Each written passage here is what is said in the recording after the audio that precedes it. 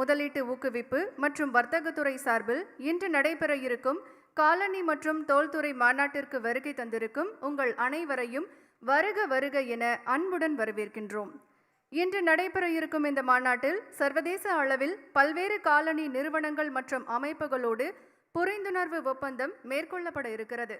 மேலும் தமிழ்நாடு காலணி மற்றும் தோல் பொருட்கள் கொள்கை 2022 என்ற தொகுப்பும் மாண்புமிகு தமிழ்நாடு முதலமைச்சர் அவர்களால் வெளியிடப்பட இருக்கின்றது. ஓய்வறியா உழைப்பை கொடுத்து தமிழ்நாட்டின் முன்னேற்றத்திற்கான திட்டங்களை முறையாக செயல்படுத்தி முழு பேராற்றலாக விளங்கும் நம்முடைய மதிப்பிற்கும் மரியாதைக்கும் உரிய மாண்புமிகு முதலமைச்சர் உலக நாடுகளின் மத்தியில் தமிழ்நாட்டை சிறந்த முதலீட்டு மையமாக மாற்றுவதற்கு தொடர்ந்து உழைத்து கொண்டிருக்கும் நமது வெற்றிகரமான தலைவர், எல்லோருக்கும் எல்லாம் கிடைக்க வேண்டும் என்ற உன்னத இலக்கோடு திராவிட மாடல் ஆட்சியை தமிழகத்தில் சிறப்பாக வழங்கி கொண்டிருக்கும் மாண்புமிகு தமிழ்நாடு முதலமைச்சர் அவர்களை விழா மேடைக்கு வரவேற்பதில் பெருமகிழ்ச்சி அடைகின்றோம். சிறப்புமிக்க இந்த நிகழ்விற்கு வருகை புரிந்துள்ள மாண்புமிகு அமைச்சர் பெருமக்கள், மாண்புமிகு நாடாளுமன்ற மற்றும் சட்டமன்ற உறுப்பினர்கள், அரசு செயலாளர்கள், அரசு உயர் அலுவலர்கள், தொழில் அதிபர்கள், பத்திரிகை மற்றும் ஊடக நண்பர்கள் அனைவரையும் வருக வருக என வரவேற்கின்றோம். Today is a special day as we gather to witness the continued transformation of the industrial landscape of Tamil Nadu. To begin this event, may I now request you all to the rise for Tamil Thai Vazhuthu. Tamil தாய் வாழ்த்து பாட சென்னை அரசு மருத்துவக் கல்லூரி மாணவ மாணவிகளை அன்புடன் அழைக்கின்றோம். அனைவரும் எழுந்து நிற்குமாறு அன்புடன் கேட்டுக்கொள்கின்றோம். கடலுடுத்த நிலமடந்தை கெளிலொழுகும் சீராரும் வதனமென திகழ் பரத கண்டமிதில் தெக்கணமும் அதில் சிறந்த திராவிடனல் திருநாடும் தக்க சிறு பிறை நுதலும் தரித்தனரும் திலகமுமே அத்திலக வாசனை போல் அனைத்துலகும் இன்பமுற எத்திசையும் புகழ் மணக்க இருந்த பெரும் தமிழனங்கே தமிழனங்கே உன் சீரிலமை திரும்பியந்து செயல் மறந்து வாழ்த்துதுமே வாழ்த்துதுமே வாழ்த்துதுமே.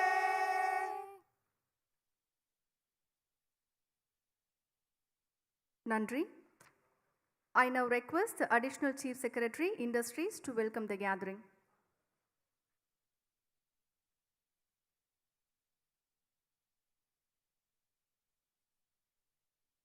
அனைவருக்கும் வணக்கம். Good morning to all of you present here in this hall and also by means of video conference elsewhere in the world. இன்றைய தினம் காலணி மற்றும் தோல் பொருட்களுக்கான முதலீட்டாளர்கள் மாநாட்டிற்கு நேரடியாக வந்து கலந்து கொண்டு சிறப்பித்து கொண்டிருக்கும் மாண்புமிகு தமிழ்நாடு முதலமைச்சர் அவர்களை இந்த நிகழ்ச்சிக்கு வரவேற்பதில் பெரும் மகிழ்ச்சி அடைகின்றேன். அதேபோல் மாண்புமிகு தொழில் முதலீட்டு ஊக்குவிப்பு மற்றும் வர்த்தகத்துறை அமைச்சர் அவர்களையும் இந்த விழாவிற்கு வருக வருக என்று வரவேற்கிறேன். மாண்புமிகு குறு சிறு மற்றும் நடுத்தர தொழில் நிறுவனத்தின் துறை அமைச்சர் அவர்களையும் இந்த விழாவிற்கு வரவேற்பதில் பெரும் மகிழ்ச்சி அடைகிறேன். மரியாதைக்குரிய தலைமை செயலாளர் அவர்கள் இந்த கொள்கையை வெளியிடுவதற்கும் இந்த துறையின் முன்னேற்றத்திலையும் மிகுந்த அக்கறை கொண்டவர் என்கிற முறையில் இந்த விழாவிற்கு வருகை தந்திருக்கிறார்கள். அவர்களையும் வருக வருக என்று வரவேற்கிறேன். அதேபோல் தொழில் ஏற்றுமதி மன்றத்தின் செயற் இயக்குனர் அவர்கள் திரு செல்வம் அவர்கள், the CEO of Clarks International Mr. Jonathan Ram மற்றும் இங்கு வருகை தந்திருக்கும் அரசு உயர் அதிகாரிகள், சட்டமன்ற மற்றும் நாடாளுமன்ற உறுப்பினர்கள், இதேபோல் the distinguished speakers who are joining us on this occasion, Mr. Matt Priest, President of the Footwear Distributors and Retailers Association of America, Ms. Jane Wilson, Chairperson of the British Footwear Association, Mr. Bob Lloyd, Senior Director, Walmart in the United States, Mr. Ron Chang, Chairman, Shoetown, captains of industry, investors, entrepreneurs, members of the Consular Corps who are present here today, partners and well-wishers from the print and visual media, I have great pleasure in warmly welcoming each one of you to this event. Today is a historic day. இது ஒரு வரலாற்று சிறப்புமிக்க நாளாகும். நாம் தமிழ்நாட்டில் காலணி மற்றும் தோல் தயாரிப்பு துறையின் கூடுதல் முதலீடுகள் பெறுவதற்கும் வேலைவாய்ப்புகளை வளர்ப்பதற்கும் தமிழ்நாடு அரசால் எடுக்கப்படக்கூடிய சில சிறப்பு முயற்சிகள் இன்று தொடக்க உள்ளோம். மாண்புமிகு தமிழ்நாடு முதலமைச்சர் அவர்கள் தொடர்ந்து தொழில்துறைக்கு பல்வேறு வகைகளில் ஊக்கமளித்து வருகிறார்கள். இதே ஒரு முறையில்தான் இன்றைய தினம் இந்த நிகழ்ச்சியும் நடைபெற்று கொண்டிருக்கிறது. It is a strategic imperative for the government of Tamil Nadu to promote investments in industries that are employment intensive and produce high value added goods. The footwear and finished leather goods industry in Tamil Nadu has traditionally been a high achieving sector in terms of both employment generation and production of value added goods. The network of renowned research centers, centers of excellence, and access to skilled human resources has established Tamil Nadu as the leader in terms of contribution both to national output and to exports in the footwear and leather sector. The Tamil Nadu industrial policy launched by the Honorable Chief Minister in 2021 has accorded footwear and the leather goods industry a focus sector status as it has high potential for growth, diversification, and investment. The need for a dedicated footwear and leather products policy is primarily due to the increased investment interest in the sector and is intended to preserve Tamil Nadu's dominant position and to prepare for future growth. There is a need for the government to boost the non-leather footwear industry as well due to the changes in consumption behavior as a health-conscious global citizenry is moving more towards sustainable and sporting footwear. The state needs to respond quickly to these changing trends, to tap into this growing potential export market, and to push for import substitution through local supplies. In addition to infrastructure, the state has focused on improving the ease of doing business. The single window portal has been onboarded with all the clearances necessary for the footwear and leather industry, making it a one-stop shop for investors, incumbents, and new entrants. As a first of its kind measure to improve compliance on the sustainability front, a traceability initiative will be undertaken and assistance provided to industries to track the origin of products. This will improve the ethical credibility, authenticity, and quality assurance of the products and the resilience of the supply chain. The time is opportune and ripe for Tamil Nadu to further increase its national and global footprint in both the leather and non-leather footwear and finished goods sector. The Footwear and Leather Goods Policy 2022 will empower all industry stakeholders and supporting institutions to develop and sustain the ecosystem capable of leapfrogging Tamil Nadu's leather and footwear industry to new heights. I once again welcome the Honorable Chief Minister, Honorable Ministers, senior officials, investors, and the ecosystem stakeholders to this very significant event in the full belief and expectation that this policy will guide the sector to its rightful place and momentum and provide the necessary momentum to the state government's drive to become a $1 trillion economy by 2030. Nandri, thank you, and I once again welcome all of you to this event. Thank you.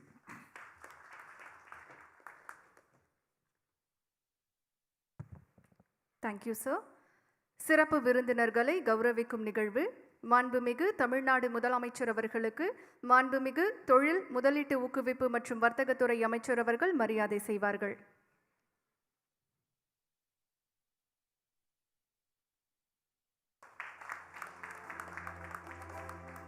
மாண்புமிகு தொழில் முதலீட்டு ஊக்குவிப்பு மற்றும் வர்த்தகத்துறை அமைச்சர் அவர்களுக்கு guidance நிர்வாக இயக்குனர் அவர்கள் மரியாதை செய்வார்கள்.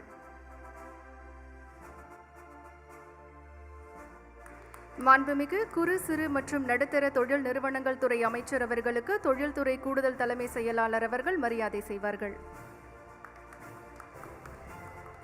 May I request Additional Chief Secretary Industries to felicitate Mr. R. Selvam, Executive Director, CLE.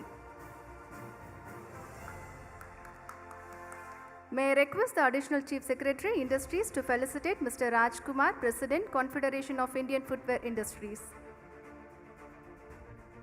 May I request MD and CEO of Guidance to felicitate Chief Secretary, Government of Tamil Nadu.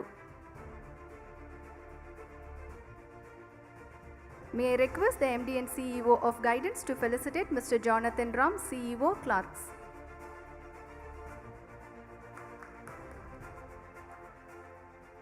Tamil Nadu has become a major destination for both leather and non-leather footwear companies. The state stands as a leader in terms of exports of footwear and leather products. Global fashion brands have established their footprints in Tamil Nadu for the manufacturing of leather and non-leather footwear.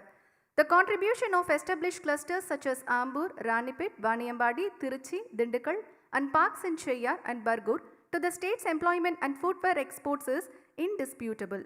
We will now watch a short video about Tamil Nadu's vibrant footwear manufacturing landscape. தமிழகத்தில் காலணி மற்றும் தோல் பொருட்கள் ஏற்றுமதி துறை சார்ந்த நிறுவனங்களில் 80% பெண் தொழிலாளர்கள் பணியாற்றுகிறார்கள் என்பதில் பெருமை கொள்கின்றோம். தமிழ்நாட்டின் காலணி உற்பத்தி துறை குறித்த குறும்படத்தை இப்போது பார்க்கலாம்.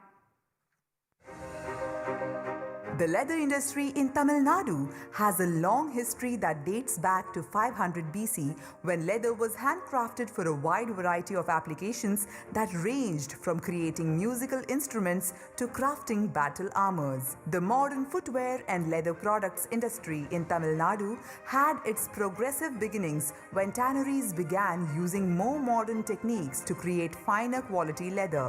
Today, over thousands of tanneries and leather production facilities dot the state. காலணி மற்றும் அது சார்ந்த பொருட்களை உற்பத்தியை சர்வதேச தரத்திற்கு மேலும் உயர்த்தி அதிக வேலைவாய்ப்புகளை உருவாக்கக்கூடிய வகையில இப்போ நான் ஒரு புதிய அறிவிப்பு வெளியிட போறேன். பணப்பாக்கத்தில் 400 கோடி ரூபாய் செலவில் 250 ஏக்கர் பரப்பளவில் மெகா காலணி உற்பத்தி பூங்கா ஒன்று அமைக்கப்படும். இந்த பூங்காவை நிறுவப்படுகிற காரணத்தால் 20,000 பேருக்கு குறிப்பாக பெண்களுக்கு வேலைவாய்ப்பு கிடைக்கும். Tamil Nadu is beneficially complemented with an industry-enabled ecosystem. With the second largest GDP in the country, the state is also the third largest exporter in the nation. Tamil Nadu ranks first in good governance and holds a robust physical infrastructure.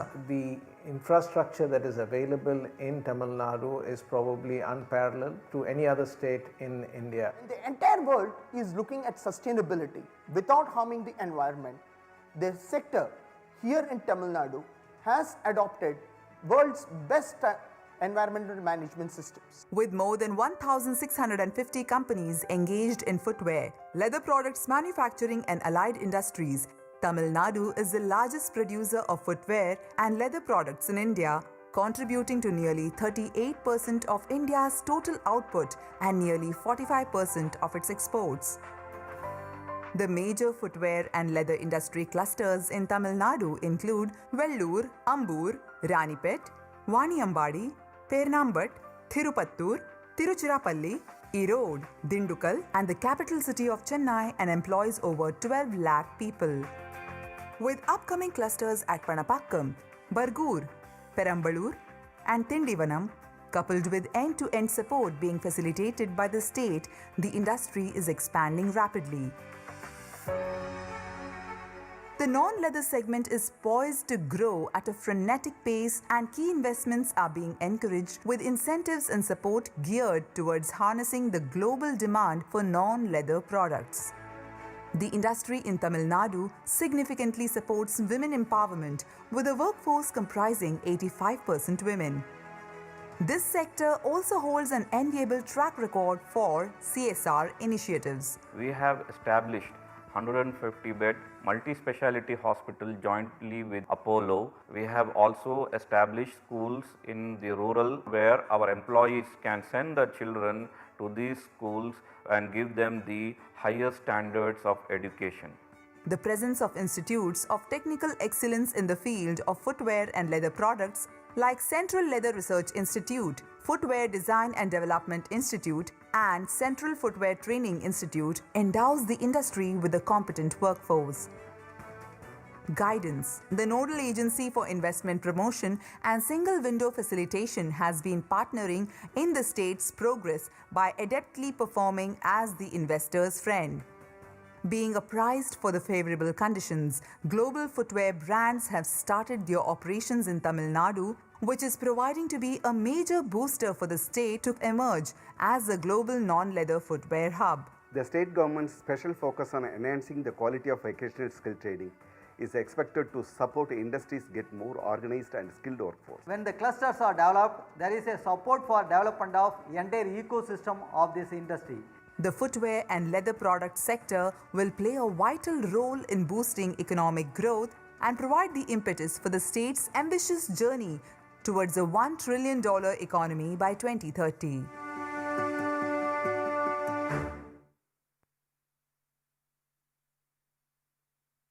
சர்வதேச அளவில் உள்ள காலணி நிறுவனங்கள் மற்றும் காலணி அமைப்புகளின் சார்பில் பல்வேறு சிறப்பு விருந்தினர்கள் இன்று காணொளி காட்சி வாயிலாக இணைந்திருக்கிறார்கள். Now I take this opportunity to welcome key dignitaries of some of the top global footwear brands who have joined us virtually. First, I call upon Mr. Ron Chang, Chairman, and Ms. Jenny Chang, CEO of Everone, who has joined us virtually to address the gathering. Greetings everyone, I'm Jenny Chang, CEO of Everone Group, Adidas Division. Although virtually, it is our pleasure to attend the launch of the government of Tamil Nadu's new footwear industry policy. We do wholeheartedly believe it is a great beginning to pushing the development of India's footwear industry into a new era. So warmest appreciations to the Honorable Chief Minister of Tamil Nadu, Mr. M.K.STALIN, and other dignitaries. And for footwear manufacturing development, Tamil Nadu is in the obvious need for leather footwear. In the past, India's contribution to the leather footwear market has been significant, but with a lesser presence in the non-leather footwear segment. Globally, 86% of the footwear market is non-leather footwear. This is a vast opportunity that we see and hope to foster and develop together in. Our group has been passionately pursuing our vision to be a world-class footwear manufacturer and continuously refining our expertise over the past 30 years in various countries around Asia.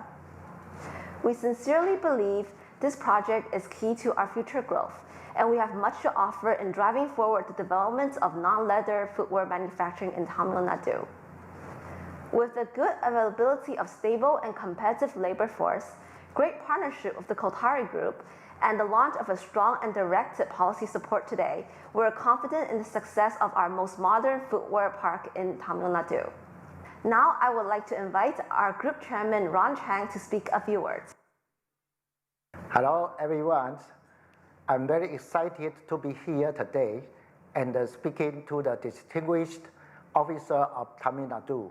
Our patient and continuous refining expertise have positioned our group as a top footwear manufacturing group in terms of management, technical skill, innovations, and advanced technology, which we look forward to sharing to our India facility and developing the local manufacturing capability. Additionally, our vision is not to create a single footwear facility, but a footwear supply chain cluster with our partners, including more shops, PU, midsole, injection EVA materials, technical components, and more capabilities, which not only will ensure the smooth operation of our footwear facility, but also bring knowledge benefits to the existing industry and driving faster development. 80% of Tamil Nadu's labor force is women, which is an is a perfect match to footwear manufacturing. And through our operation and management, we will strive to positively empower the local women's population, ultimately maximizing each individual value and social benefit. Finally, again, great appreciation to everyone here today as we head into a bright future of footwear industry in Tamil Nadu, together with Kazali Group. Thank you, and I hope to meet everyone in person soon.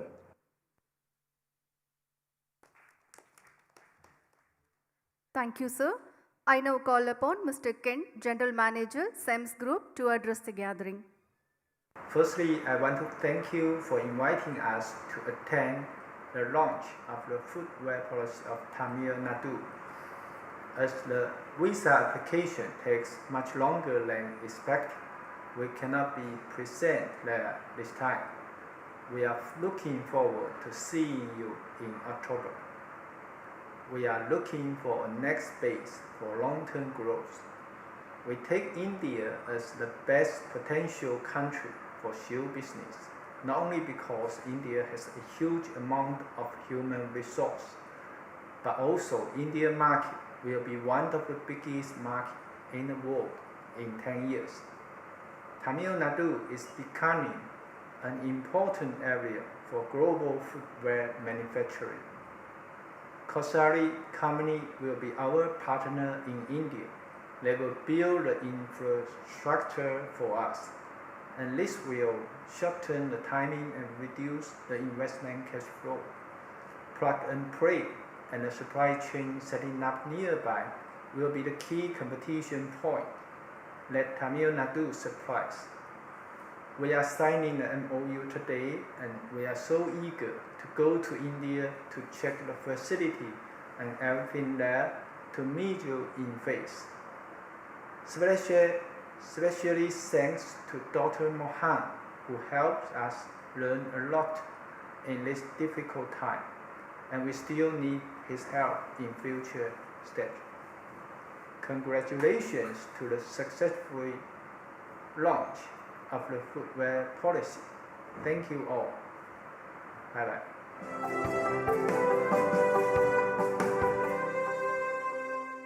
Thank you, sir. I now call upon Ms. Jane Chow, Senior Vice President, Global Sourcing, ALDO, who has joined us virtually to address the gathering. Thank you very much for having me here. My name is Jane Chow.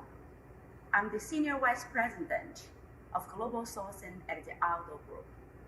My great gratitude goes to the Chief Minister of Tamil Nadu, Mr. M.K.STALIN, and other dignitaries. I first came to India year 2010. I was impressed by its rich culture and also by its potential to become a hub for footwear. By year 2014, we were able to ship about 3 million pairs of men's and ladies' footwear for the Inditex group. Now I'm with the ALDO group. As our brands grow the awareness in this market, it becomes even more important for us to be here to support our business in India, but it's also for us to take advantage of the potential of this market to support our global business. I definitely see India a very good market for men's leather shoes. I also see opportunities for India to develop non-leather products. I believe the work Mr. Mohan and Evan are doing is going to help speed up this process. We do have about 50% of the products are non-leather. So I would hope that the Indian government can momentarily facilitate the import of non-leather material and components from other markets in Asia until the market is mature. Thank you very much, and I wish you great success.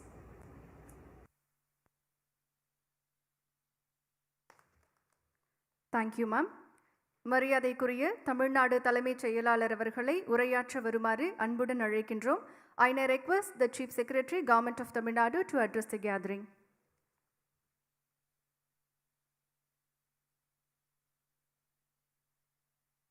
Honorable Chief Minister, Honorable Minister for Industries, Investment Promotion and Commerce, Honorable Minister for MSME,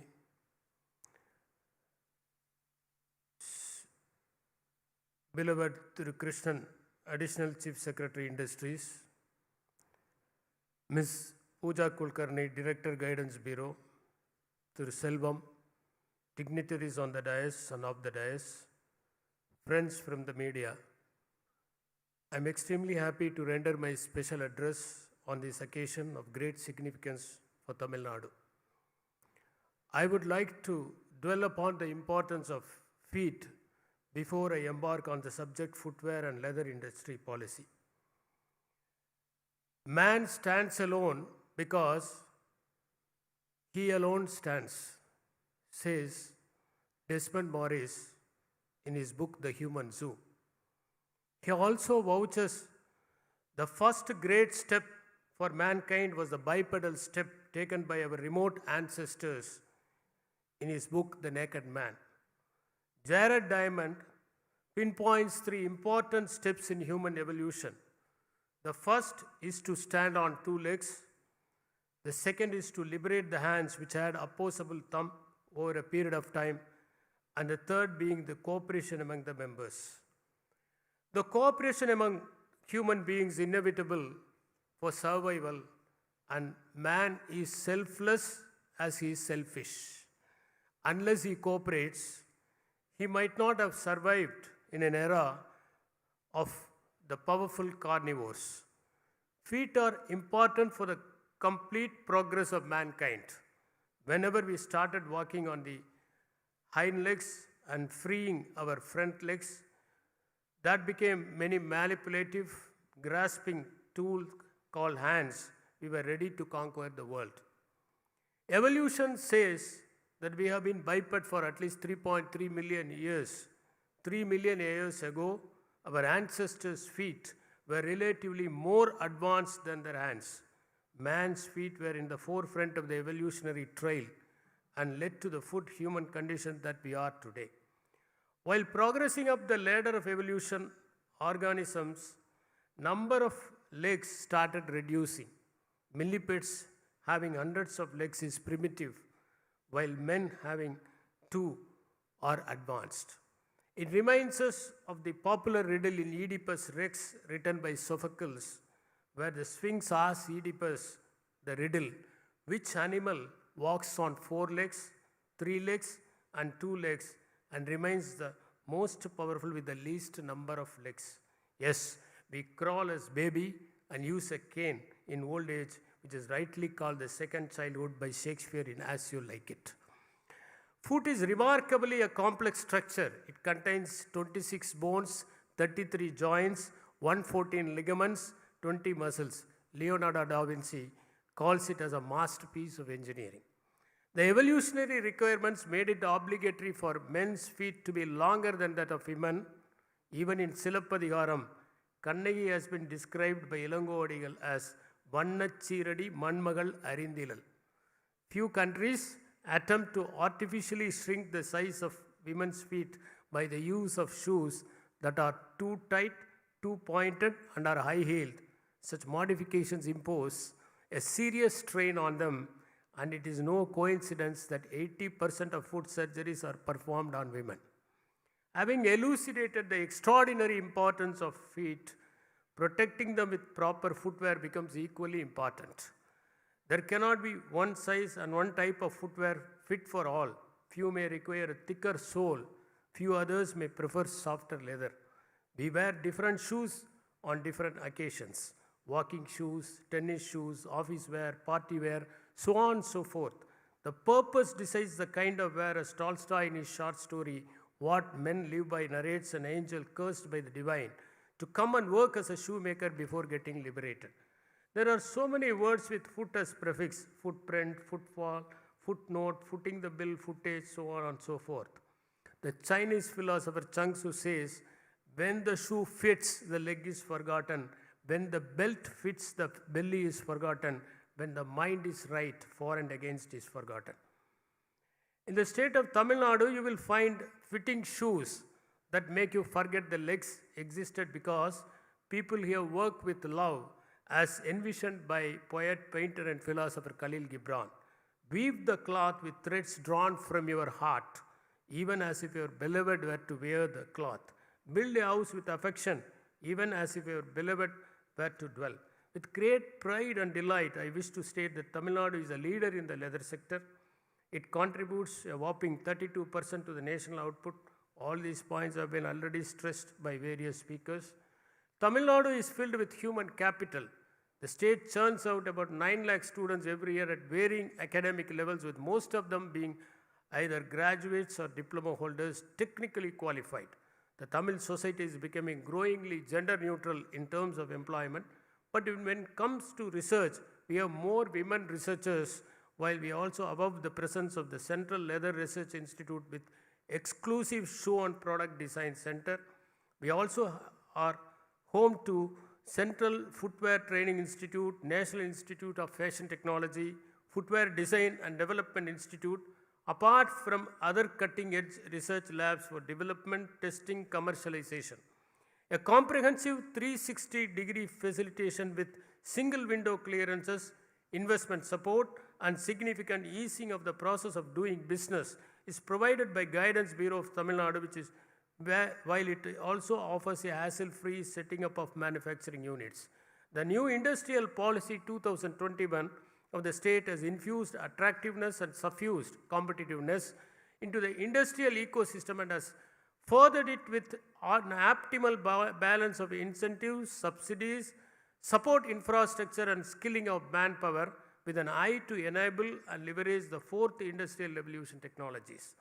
Tamil Nadu Export Promotion Policy 2021, propelled by our Honorable Chief Minister last year during the Exports Conclave, identified the leather sector as a champion sector and has launched a host of game plans to boost exports and employment, such as the creation of design studios, branding support, quality control facilities, mega clusters and centers of excellence for skill enhancement.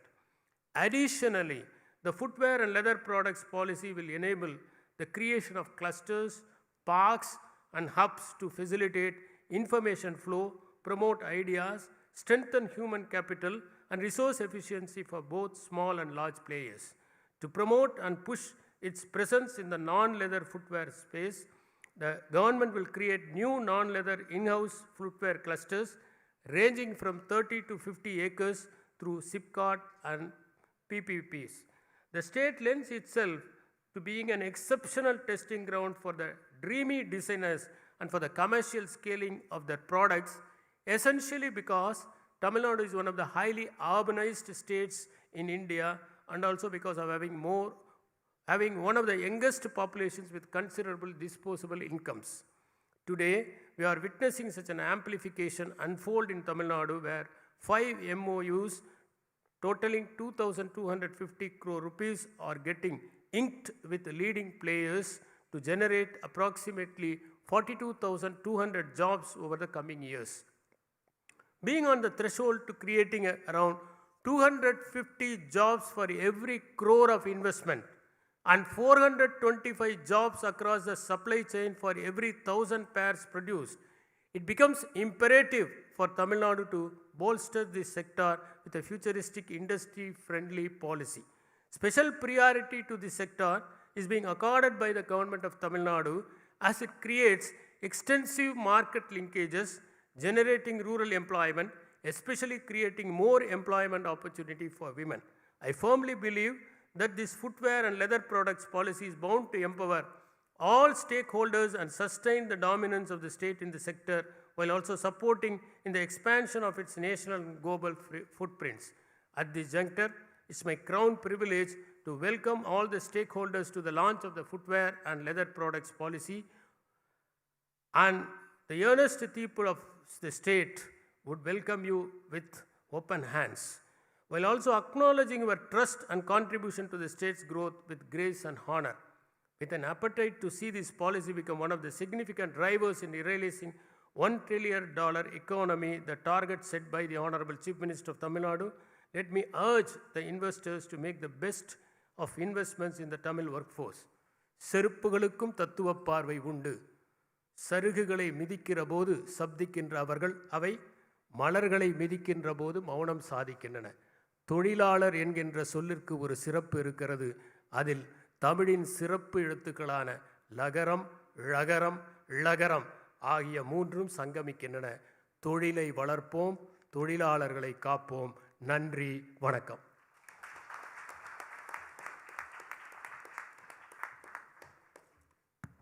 Thank you, sir. I now call upon Ms. Jane Wilson, Chairperson, British Footwear Association, who has joined us virtually to address the gathering. Good morning. I'm delighted to have the opportunity to address the conference on behalf of the British Footwear Association. And I'm particularly honoured to be in the company of the esteemed dignitaries this morning. Honourable Chief Minister of Tamil Nadu, Mr. M.K.STALIN, Honourable Industry Minister of Tamil Nadu, Mr. Thangam Thenarasu, Mr. An Barasan, Honourable MSME Minister of Tamil Nadu, may I thank you for your kind invitation to address this conference. First of all, I should introduce myself. I've worked in the footwear industry for my entire career, having been Chief Executive of Startright Shoes, Group Product Director at Clarks, and co-founder of Moot Management Consulting. My clients have included brands such as Echo and Barter. I'm currently Chief Executive of the William Lamb Group and an independent consultant to the footwear industry. Recently, I became chair of the British Footwear Association, and I work very closely with Lucy Rees-Raybould, who is also here with us today and who is Chief Executive of the British Footwear Association. As India's second largest state economy, Tamil Nadu is a manufacturing hub of Southeast Asia, with the highest number of factories in India. Footwear manufacture is an important sector within this, with the state being a leader in manufacturing and the export of footwear and leather products, amounting to about $2 million US. But of course, you all know this. Given the changes in the supply chain realignment globally in the last 3 years, there are several global manufacturers, especially those in non-leather footwear, seeking to set up their manufacturing base in Tamil Nadu. It is therefore a time of opportunity for the region, not least because its inherent availability of skilled workforce, its connectivity through the ports and airports to global markets, and the ease with which it's already possible to do business in this state. This is very important for the United Kingdom. It rebuilds as it needs to rebuild after the severe impact of the pandemic and following our leaving of the European Union. We now seek to build trade partnerships beyond the shores of Europe. The UK has for many years been associated with Tamil Nadu, but we're particularly interested to hear about the new opportunity in the footwear manufacturing park in the Ranipet district. Thank you.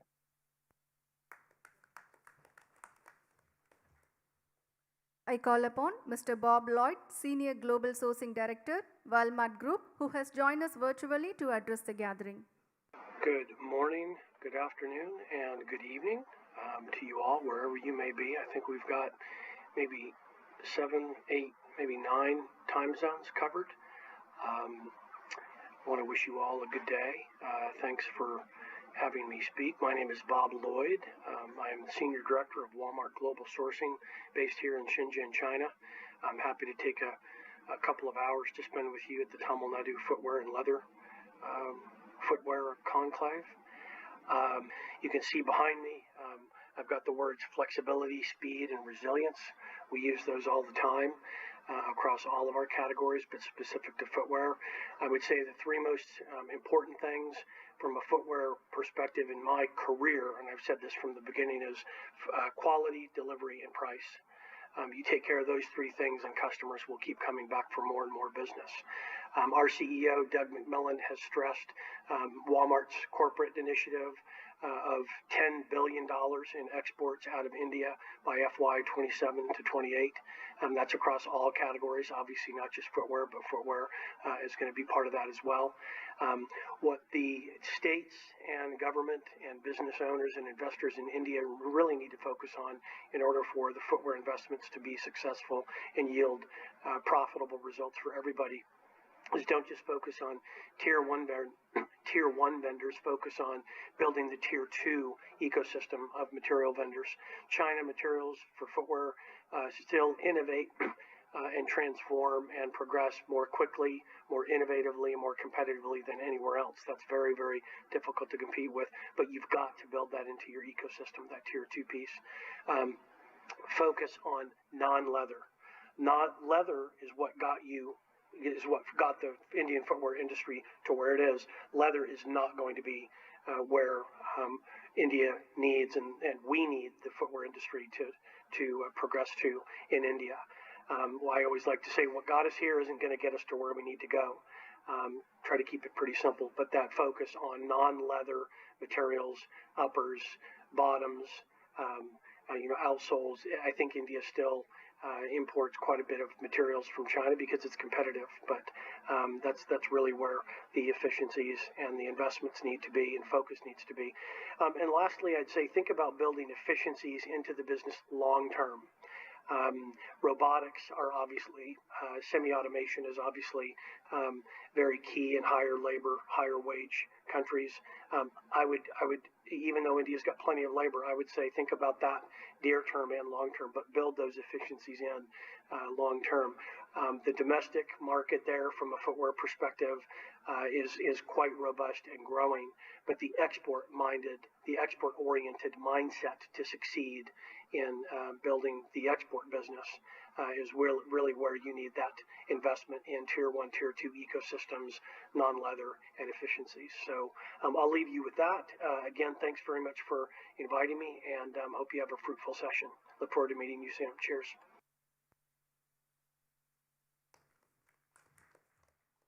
Thank you, sir.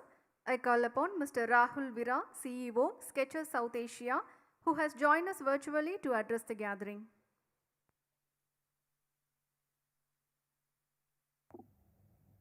Hi, I'm Rahul Vira, CEO of Skechers South Asia. I would like to take this opportunity to thank Chief Minister M.K.STALIN and other dignitaries present here for this wonderful initiative. The footwear industry has seen rapid growth in India and globally. Demand for footwear products hereon will only increase over the next few years.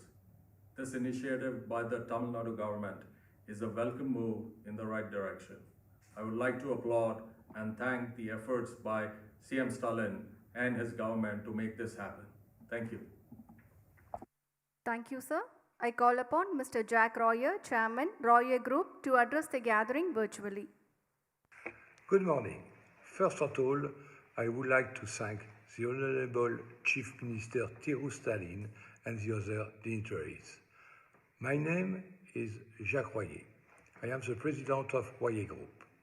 My company is developing and selling around 15 million pairs of shoes worldwide. We have production in India since 1995, and we have our own company since 2009, Royer India. Our office in India is in New Delhi and the other one in Chennai. Since 1 year, it is our main office now. Often we send some French technicians and some French product managers to train our local team. We are very proud of it. Even now, we have an Indian designer. Since the COVID period, they have expanded and became more autonomous. I believe that India now has an opportunity from the perspective of both leather and no-leather industry, like sneakers. Given the situation in China, it's been developing an industry with a solid supply of raw material and semi-finishing product. We are happy with the result. For 27 years, we are happy to work with Indian factories, which upgrade the quality year after year with good management and a good workforce. Our own brands, especially Kickers brand, we are working with some good factories such as Mohib, Bachi, PF Footwear, NMH, and others. Today we have a global opportunity to develop our Kickers brand in India in association with THIRU Group. We are exploring a partnership with them for production and sale in India.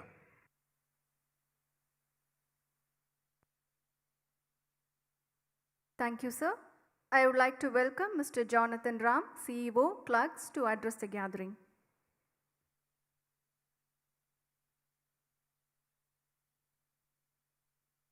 Well, thank you very, very much, Honorable Chief Minister. Thank you.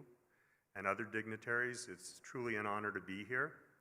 This is actually my first time in India, and I can't tell you how much I appreciate the warm hospitality. Recognizing that I'm only seeing a small part of the country, what I'm most looking forward to is coming back and exploring India even more so. There are a lot of individuals that I'd like to thank here today, primarily because if everybody in this room has an understanding of the footwear manufacturing business, you recognize that the industry itself is very, very complex. And I would say to you what is energizing me about being in this industry for almost 25 years is my desire to take complexity out of the industry and make it a lot more simpler. And that's everything from end-to-end processes to manufacturing to relationships. And clearly this is a first step today to making lots of inroads into taking complexity out of the industry. But one of the things that is a really interesting story about me making my way here to India, in the spirit of taking complexity out and always wanting to simplify things, I owe a debt of gratitude for many individuals in this room for helping me get my visa. You see, what you talk about complexity. I'm a Canadian citizen holding a Canadian passport. I'm a permanent resident in the United States. I tried to get my visa in the High Commission Embassy in the UK, and my last name is Ram, R-A-M. So as you could imagine, okay, I made things very, very complex for myself. So I'd like to thank so many people for helping me. I appreciate that. When I was asked to speak, and I was told I was the guest of honor, that was another first. I've never been the guest of honor of anything. Even in my own house, I'm not the guest of honor. So it is truly an honor to be here and be the guest. But you know, in the culture of Clarks, humility is one of the things that is just so important. So I'm here as a representative of Clarks. I'm here as a representative of almost 200 years of history. I'm here as a representative of our thousands of associates around the world, and it's truly an honor to be here. When I was asked to come here and speak today, we're very fortunate at Clarks to have a very robust archive. And I spoke to the gentleman who oversees the archive, and I said, could you provide me with some information about Clarks' business in India and its history in India? And I received an email that was about 16 pages long. And the one thing that was just miraculous to me was Clarks, the earliest recorded business that Clarks has been doing in India dates back to 1862. 1862. So I think what we've demonstrated as an organization that we started early, we were pioneers, we were innovators, we were entrepreneurs, and we intend to continue to be innovators, entrepreneurs, and pioneers in the footwear industry in India. I'd like to thank you for your warm hospitality, and I look forward to visiting you again soon. Thank you.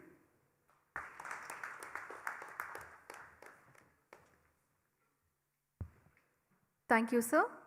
We will now witness the exchange of facilitation MOUs between guidance and companies that have committed to invest and establish their manufacturing facility operations in Tamil Nadu. Now I call upon MD and CEO guidance to extend the MOUs in the presence of Honorable Chief Minister. மாண்புமிகு தமிழ்நாடு முதலமைச்சர் அவர்களின் முன்னிலையில் ஒப்பந்தங்கள் பரிமாறிக்கொள்ளப்படுகிறது. Phoenix Accord and Kothari Group plan to establish a non-leather footwear manufacturing unit at Peramballur district, investing rupees 1,200 crores, creating 20,000 jobs. I now request Mr. Jim Chang, Vice President, Mr. Avinash Bidani, CFO, and Mr. Jinnah Rafiq Ahmed, MD Kothari Group, to exchange the MOU.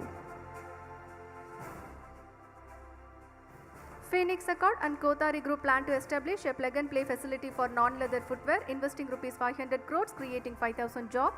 I now request Mr. Jim Chang, Vice President, Mr. Adam Lin, Cluster Developer, and Mr. Avinash Bidani, CFO, and Mr. Jinnah Rafiq Ahmed, MD Kothari Group, to exchange the MOU.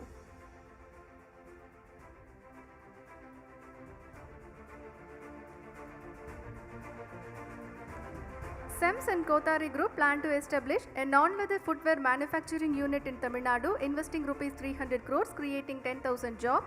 I now request Mr. Jinnah Rafiq Ahmed, MD Kothari Group, to exchange the MOU, and Mr. Ken, General Manager, joining virtually.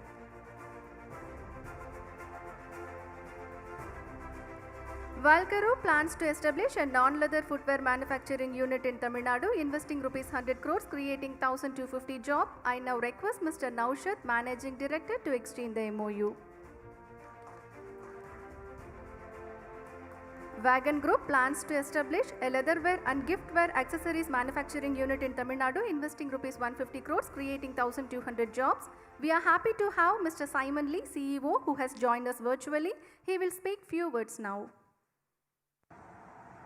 It's an honor to take on this video as I cannot be physically present in the event today, but the investment with Tamil Nadu has been very good so far, and I am looking forward for the longer investment with Tamil Nadu in India. I'm representing Wagon Group, and we make manufacturing hardware accessories for fashion brand. It's going to be a great investment, and like I said before, looking straight forward to our investment for the future to come. Thank you. Thank you, sir.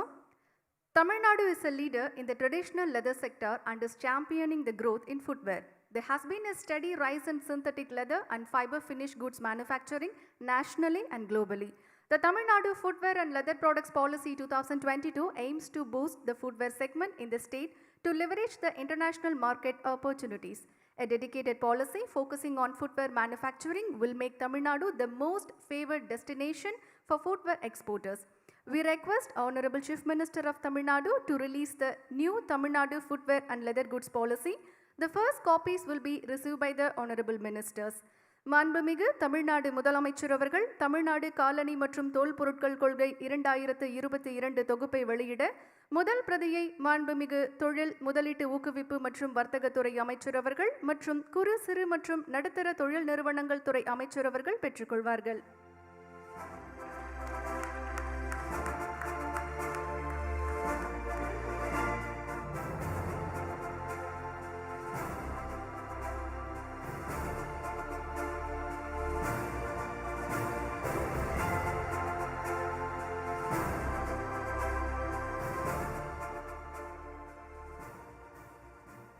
Thank you, sir. தமிழ்நாட்டின் தொழில் வளர்ச்சிக்காக தரணி எங்கும் முதலீடுகளை ஈர்த்து வரும் தன்னிகரில்லா தலைவர். எல்லோருக்கும் எல்லாம் என திராவிட மாடல் ஆட்சியை வெற்றிகரமாக வழங்கி வரும் மாண்புமிகு தமிழ்நாடு முதலமைச்சர் அவர்களை விழா பேருரையாற்ற வருமாறு பணிவன்புடன் அழைக்கின்றோம்.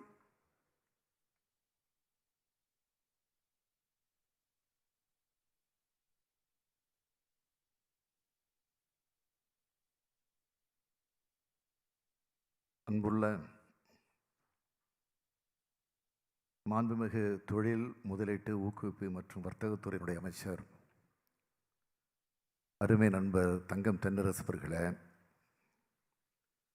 மாண்புமிகு குறு சிறு மற்றும் நடுத்தர தொழில் நிறுவனங்கள் துறையினுடைய அமைச்சர் நண்பர் அன்பரசன் அவர்களே, தலைமைச் செயலாளர் முனைவர் இறையன்பு ஐஏஎஸ் அவர்களே,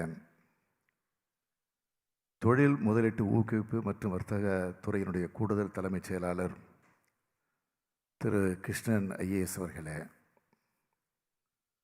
வழிகாட்டி நிறுவனத்தினுடைய மேலாண்மை இயக்குனர் மற்றும் தலைமை செயல் அலுவலர் திருமதி பூஜா குல்கர்னி ஐஏஎஸ் அவர்களே,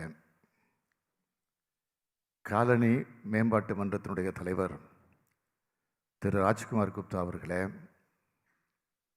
கிளார்க் நிறுவனத்தினுடைய தலைமை செயல் அலுவலர் திரு ஜொனாதன் ராம் அவர்களே, தோல் ஏற்றுமதி கழகத்தினுடைய செயல் இயக்குனர் திரு ஆர் செல்வம் ஐஏஎஸ் அவர்களே, அயல்நாட்டு தூதுவர்களே மற்றும் தூதரக அதிகாரிகளே, தொழில் நிறுவனங்கள் மற்றும் கூட்டமைப்புகளை சார்ந்திருக்கக்கூடிய பிரதிநிதிகளே, அரசு உயர் அதிகாரிகளே, பத்திரிகை மற்றும் ஊடகத்துறையை சார்ந்திருக்கக்கூடிய நண்பர்களே, உங்கள் அனைவருக்கும் என்னுடைய அன்பான வணக்கத்தை தெரிவித்துக் கொள்ள விரும்புகிறேன். தொழில் முதலீட்டு ஊக்குவிப்பு மற்றும் வர்த்தகத்துறை சார்பில் நடைபெறக்கூடிய இந்த முதலீட்டாளர் மாநாட்டிற்கு தலைமையேற்று உரையாற்றுவதில் நான் மிகுந்த மகிழ்ச்சி அடைகிறேன். ஆட்சி பொறுப்பேற்று ஓராண்டு காலம் முடிவுற்ற நிலையில் இந்த துறையால் நடத்தப்படக்கூடிய 7வது முதலீட்டாளர் மாநாடு இது என்பது எனக்கு மகிழ்ச்சியை அளித்து கொண்டிருக்கிறது. சென்னை, கோயம்புத்தூர், தூத்துக்குடி, துபாய் என்று பல இடங்களில் இந்த மாநாடு நடைபெற்ற போதிலும் இத்தனை மாநாடுகள் இவ்வளவு குறுகிய காலத்தில் வேறு எந்த மாநிலத்திலும் நடைபெற்றிருக்க வாய்ப்பில்லை என்றே நான் கருதுகிறேன். இத்துறை சார்ந்த அமைச்சர் மற்ற அதிகாரிகள் அவருடைய அயராத உழைப்பிற்கு என்னுடைய மனமார்ந்த வாழ்த்துக்களையும் பாராட்டுக்களையும் நான் தெரிவித்துக் கொள்ள விரும்புகிறேன். ஏராளமான முதலீடுகள் ஈர்க்கப்படுவதும் புதிய புதிய தொழில்கள் தொடங்கப்படுவதும் தமிழ்நாட்டை ஏராளமான நிறுவனங்கள் நோக்கி வருவதும் வளர்வதும் தமிழ்நாட்டில் சிறப்பான ஆட்சி நடைபெறுகிறது என்பதற்கு இது ஒரு அடையாளமாக விளங்கி கொண்டிருக்கிறது. தொழில் நிறுவனங்கள் தொடங்குவதை எளிதாக்கும் மாநிலங்கள் பட்டியலில் 3வது இடத்திற்கு தமிழ்நாடு முன்னேறி வந்திருக்கு. குறிப்பாக தொழில்துறையானது மிக சிறப்பானவர்களால் நிர்வகிக்கப்படுகிற காரணத்தால் இதற்கு முக்கிய காரணம் என்பதை வெளிப்படையாக இங்கே நான் சுட்டிக்காட்டி பாராட்ட விரும்புகிறேன். 2030ஆம் ஆண்டிற்குள் $1 டிரில்லியன் அமெரிக்க டாலர் இலக்கை அடைவதற்கு பெருமளவில் மேற்கொள்ளும் உயர் தொழில்நுட்ப சார்ந்த தொழில் முதலீடுகளை கேபிட்டல் இன்டென்சிவ் ஹைடெக் இண்டஸ்ட்ரீஸ் ஈர்த்திடுவது மட்டுமில்லாமல் பெருமளவில் வேலைவாய்ப்புகளை அளித்திடும் துறைகள் சார்ந்த தொழில் முதலீடுகளையும் எம்ப்ளாய்மெண்ட் இன்டென்சிவ் ஈர்க்கணும். சில நாட்களுக்கு முன்னால் ரிசர்வ் வங்கியினுடைய முன்னாள் ஆளுநர் ரகுராம் ராஜன் அவர்கள் ஒரு கருத்தை சொல்லியிருந்தார். வளர்ச்சி திட்டங்கள் என்பவை வேலை வாய்ப்புகளை உருவாக்கக்கூடிய வளர்ச்சி திட்டங்களாக அமைய வேண்டும் என்று சொல்லியிருந்தார். தமிழக அரசை பொறுத்த வரைக்கும் எந்த திட்டமிடுதலாக இருந்தாலும் புதிய வேலைவாய்ப்புகளை உருவாக்குவதாகத்தான் அது அமைய வேண்டும் என்று நான் அதிகாரிகளுக்கு உத்தரவிட்டிருக்கிறேன். இதை மனசில் வச்சு தான் தமிழக அரசினுடைய அனைத்து திட்டங்களும் கொள்கைகளும் வகுக்கப்படுகிறது.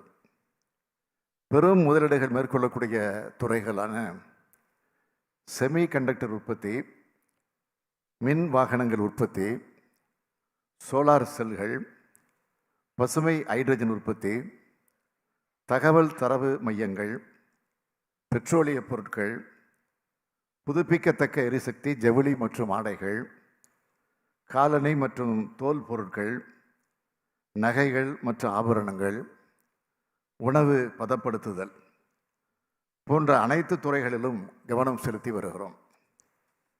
இவ்வாறான துறைகளில் முதலீடுகளை ஈர்த்திடுவதன் மூலம் அதிக அளவிலான வேலைவாய்ப்புகள் உருவாக்கப்படும். இதன் மூலம் மாநிலத்தின் பொருளாதார வளர்ச்சியை வழிமுறை செய்வதோடு மாநிலத்தினுடைய உற்பத்தி சூழலையும் மேம்படுத்த முடியும். அதிக அளவில் வேலைவாய்ப்பு அளிக்கும் தொழிற்சாலைகள் பின்தங்கிய மாவட்டங்கள் அமைக்கப்படுவதன் மூலம் அப்பகுதி மக்களுடைய தனிநபர் வருமானம் அதிகரிப்பதோடு அந்த பகுதியினுடைய பொருளாதாரமும் வளர்ச்சி அடையுது. அனைவரையும் உள்ளடக்கிய திராவிட மாடல் வளர்ச்சி இலக்குகளை அனைத்து துறைகளிலும் செயல்படுத்தி வருகிறோம். எந்த துறையாக இருந்தாலும் அதனை முன்னோக்கி கொண்டு செலுத்த ஒரு கொள்கை வகுக்கப்படணும். தமிழ்நாடு நிதிநுட்ப கொள்கை, தமிழ்நாடு ஏற்றுமதி மேம்பாட்டுக் கொள்கை, தமிழ்நாடு உயிர் அறிவியல் மேம்பாட்டுக் கொள்கை, தமிழ்நாடு ஆராய்ச்சி மற்றும் மேம்பாட்டுக் கொள்கை என்று வரிசையாக பல கொள்கை அறிக்கைகளை வெளியிட்டு வருகிறோம். அந்த வரிசையில் காலணி மற்றும் தோல்துறையின் மேம்பாட்டிற்காக இன்று தமிழ்நாடு மற்றும் தோல் பொருட்கள் கொள்கை 2022 வெளியிடுவதிலே நான் உள்ளபடியே மகிழ்ச்சி அடைகிறேன். பசுமை ஹைட்ரஜன் கொள்கை, எத்தனால் கொள்கை, திருத்தப்பட்ட மின்வாகன கொள்கை, திருத்தப்பட்ட வான்வெளி மற்றும் பாதுகாப்பு கொள்கை என்று பல கொள்கைகள் விரைவில் வெளியிடப்பட உள்ளன. தமிழ்நாடு தொழில் கொள்கை 2021 கீழ் வழங்கப்படும் நிலையான ஊக்க சலுகைகளோடு கூடுதலாக தொழில்நுட்ப ஜவுளிகள் மற்றும் ஆடைகள் உற்பத்தியை ஊக்குவிக்கும் சிறப்பு திட்டம் ஒன்றும் விரைவில் வெளியிடப்பட இருக்கிறது. எந்த முதலீட்டு சூழ்நிலைக்கும் அரசு தயாராக இருக்கிறது. அதற்கேற்ப திட்டங்களையும் வகுத்து வருது என்பதன் மூலம் இதன் மூலம் நிச்சயமாக தெளிவாகும். இந்திய அளவில் காலணி உற்பத்தியில் தமிழ்நாட்டினுடைய பங்களிப்பு 26 விழுக்காடாகவும் ஏற்றுமதியில் 45 விழுக்காடாகவும் இருக்கு. தமிழ்நாட்டில் உற்பத்தி செய்யப்படும் தோல் பொருட்கள் உலக சந்தைகளில் மிக பெரும் வரவேற்பை பெற்றிருக்கு. இந்தியாவிலேயே அதிக அளவிலான காலணிகள், தோல் மற்றும் தோல் பொருட்கள் உற்பத்தி மையங்கள் அமைந்துள்ள மாநிலமாக தமிழ்நாடு விளங்கி வருது. ஆம்பூர், ராணிப்பேட்டை, வாணியம்பாடி, வேலூர், பேரணாம்பட்டு, திருச்சிராப்பள்ளி, திண்டுக்கல், ஈரோடு மற்றும் சென்னை ஆகியன தோல் மற்றும் தோல் பொருட்களுக்கு முக்கிய மையங்கள். இந்தியாவிலேயே தோல் பதப்படுத்தக்கூடிய தொழிலகங்களெல்லாம் ஜீரோ லிக்விட் டிஸ்சார்ஜ் அமுல்படுத்திய ஒரே மாநிலம் தமிழ்நாடு தான். இந்த துறையை மேலும் வலுப்படுத்துவதற்காகத்தான் காலணி மற்றும் தோல் பொருட்களுக்கான கொள்கை அறிக்கை ஒன்று வெளியிடப்பட்டிருக்கு. 2025 ஆண்டிற்குள் காலணி மற்றும் தோல் பொருட்கள் உற்பத்தியில் 20,000 கோடி ரூபாய் முதலீட்டு இருப்பது மற்றும் 2 லட்சம் நபர்களுக்கு வேலைவாய்ப்புகளை உருவாக்குவதையும் நோக்கமாக இந்த கொள்கை வடிவமைக்கப்பட்டிருக்கு. சிட்கோ, சிப்காட் மற்றும் பொது தனியார் கூட்டாண்மை மூலம் 30-50 ஏக்கர் பரப்பளவில் தொழில் பூங்காக்கள் வடிவில் ஆயத்த தொழிற்கூடங்களோடு தோல் அல்லாத காலணி உற்பத்திக்கான புதுமை பசுமை தொகுப்புகளை அரசு உருவாக்கி இருக்கிறது என்பதையும் நான் தெரிவிச்சுக்க விரும்புகிறேன். காலணி மற்றும் தோல் பொருட்கள் உற்பத்தி விநியோக சங்கிலியில் இருக்கும் இடைவெளிகளை ஆய்வு செஞ்சு உள்கட்டமைப்புகளை மேலும் வலுப்படுத்துவதற்கான நடவடிக்கைகளை அரசு மேற்கொள்ளும். இத்துறைக்கான ஊக்கத்தொகை பெறும் தகுதி அளவுகோல்கள் பெருமளவில் தளர்த்தப்பட்டுள்ளது. இந்த கொள்கையின் சிறப்பம்சமாக அமைந்திருக்கிறது. அதிக அளவில் வேலைவாய்ப்பு அளிப்பது, அதிலும் பெண்களுக்கு பெருமளவில் வேலைவாய்ப்பு அளிப்பது, குறிப்பாக பள்ளி கல்வி வர பயின்ற பெண்களுக்கும் வேலைவாய்ப்பு அளிப்பது போன்ற காரணிகளால் தமிழ்நாடு அரசு இந்த துறைக்கு அதிக முக்கியத்துவம் அளித்து வருகிறது. தோல் அல்லாத காலணிகள் துறை மீது கவனம் செலுத்திடவும் நமது அரசு முனைந்து வருகிறது. தோல் அல்லாத காலணிகள் தான் அடுத்த 10 ஆண்டுகளில் மிகப்பெரிய வளர்ச்சி வாய்ப்புகளை வழங்கிடும். குறிப்பிட்டு சொல்லணும்னா தோல் அல்லாத உற்பத்தி பொருட்கள் தான் சந்தையில் 70 விழுக்காட்டுக்கும் அதிக அளவில் விற்கப்படுது.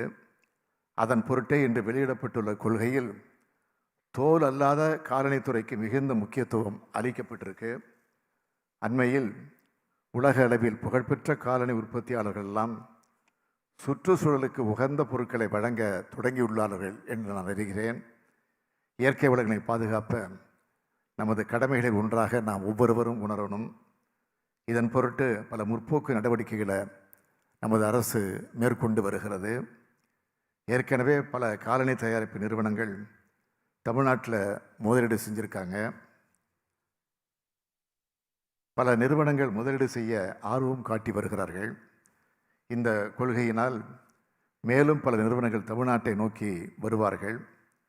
2009ஆம் ஆண்டு செய்யாறு செஸ் நிறுவனத்தினுடைய தொழில் பிரிவுகளை நான் தொடங்கி வச்சேன். இது இன்று மாபெரும் நிறுவனமாக வளர்ந்துருக்கு. 2000 கோடி ரூபாய் வரை முதலீடு செஞ்சுருக்கிறாங்க. 35,000 பேருக்கு வேலை கிடைச்சிருக்கு. அதில் 70 விழுக்காடு பேர் பெண்கள். இந்த நிறுவனம் தன் தொழிலை மேலும் விரிவுபடுத்தி கொண்டிருக்கிறது. 1000 கோடி ரூபாய் முதலீடு மற்றும் 25,000 நபர்களுக்கு வேலைவாய்ப்பு என்ற வகையில் தைவான் நாட்டை சார்ந்த ஆங்ஃபு நிறுவனம் தனது உற்பத்தி திட்டத்தினை நிரூபிட தமிழ்நாட்டினை தேர்ந்தெடுத்திருக்கு. உலக புகழ்பெற்ற தோலில்லாத கால நிறுவனங்களான நைக்கி, அடிடாஸ், ரிபாக், பூமா போன்ற நிறுவனங்கள் நேரடியாக தமிழ்நாட்டில் உற்பத்தி நிறுவனங்களை நிறுவவில்லை. மாறாக ஒப்பந்த உற்பத்தியாளர் மூலமே உற்பத்தியை மேற்கொண்டு வருகின்றன. இவ்வாறான பன்னாட்டு நிறுவனங்களை ஈர்த்திட வேண்டுமானால் அதற்கான சூழல் அமைப்பு வலுப்படுத்தணும். ராணிப்பேட்டை மாவட்டம் பணப்பாக்கத்தில் 400 கோடி ரூபாய் செலவில் 280 ஏக்கர் பரப்பளவில் காலனி உற்பத்தி பூங்கா அமைக்கும் பணிகள் நடைபெற்று வருகிறது. இதில் 20,000 பேருக்கு வேலைவாய்ப்பு கிடைக்கும். தற்போது இத்துறைக்கான மூலப்பொருட்களை சீனாவில் இருந்து தான் இறக்குமதி செய்திட வேண்டிய நிலை இருக்குது. இப்பூங்கா அமைவதன் மூலமாக காலனி உற்பத்திக்கு தேவையான மூலப்பொருட்களையும் நாமே தயாரிக்க முடியும். உலக சந்தையில் மேக் இன் தமிழ்நாடு முக்கிய பங்கு வகிக்க வேண்டும் என்ற நமது லட்சியத்தை இந்த திட்டம் நிறைவேற்றும். இன்று 2,650 கோடி ரூபாய் முதலீடு மற்றும் 40,450 நபர்களுக்கு வேலைவாய்ப்பு என்ற வகையில் இந்த துறை சார்ந்த 5 திட்டங்களுக்கு புரிந்துணர்வு ஒப்பந்தங்கள் மேற்கொண்டிருக்கிறோம். இதுபோன்ற பல நிறுவனங்கள் தமிழகத்தை நோக்கி வர வேண்டும் என்று நான் இந்த நேரத்தில் வேண்டுகோள் வைக்க விரும்புகிறேன். இன்று இங்கு புரிந்துணர்வு ஒப்பந்தங்கள் மேற்கொண்ட அனைத்து முதலீட்டாளர்களுக்கும் என் நெஞ்சார்ந்த நன்றியை தெரிவித்துக் கொள்கிறேன். உங்களின் திட்டங்கள் மென்மேலும் வளர்ச்சி பெற்றிட என் மனமார்ந்த வாழ்த்துக்களை தெரிவிச்சுக்க விரும்புகிறேன். மாண்புமிகு தொழில்துறை அமைச்சர் அவர்களும் நம்முடைய அரசு கூடுதல் தலைமைச் செயலாளர் அவர்களும் அதிகாரிகளும் அயராது உழைத்து தமிழ்நாட்டில் முதலீடு மேற்கொள்ள விரும்புபவர்களுக்கு தொழில் துவங்குவதற்கான சேவைகளை தொடர்ச்சியாக அளித்து வருகின்றனர். அதற்கு என்னுடைய மனமார்ந்த பாராட்டுக்களை தமிழக அரசின் சார்பில் நான் தெரிவித்துக் கொள்ள விரும்புகிறேன். காலணிகள் ஒவ்வொரு மனிதருக்கும் அடிப்படையானவை, முக்கியமானவை. அதே போலத்தான் காலணி மற்றும் தோல் தொழிலும் நம் மாநிலத்தின் வளர்ச்சிக்கு மிக மிக முக்கியமானது. இத்தொழில் மேலும் சிறப்படைய அனைத்து உதவிகளையும் இந்த அரசு உறுதியாக செய்யும் என்று நான் உறுதியளித்து என் உரையை நிறைவு செய்கிறேன். நன்றி, வணக்கம்.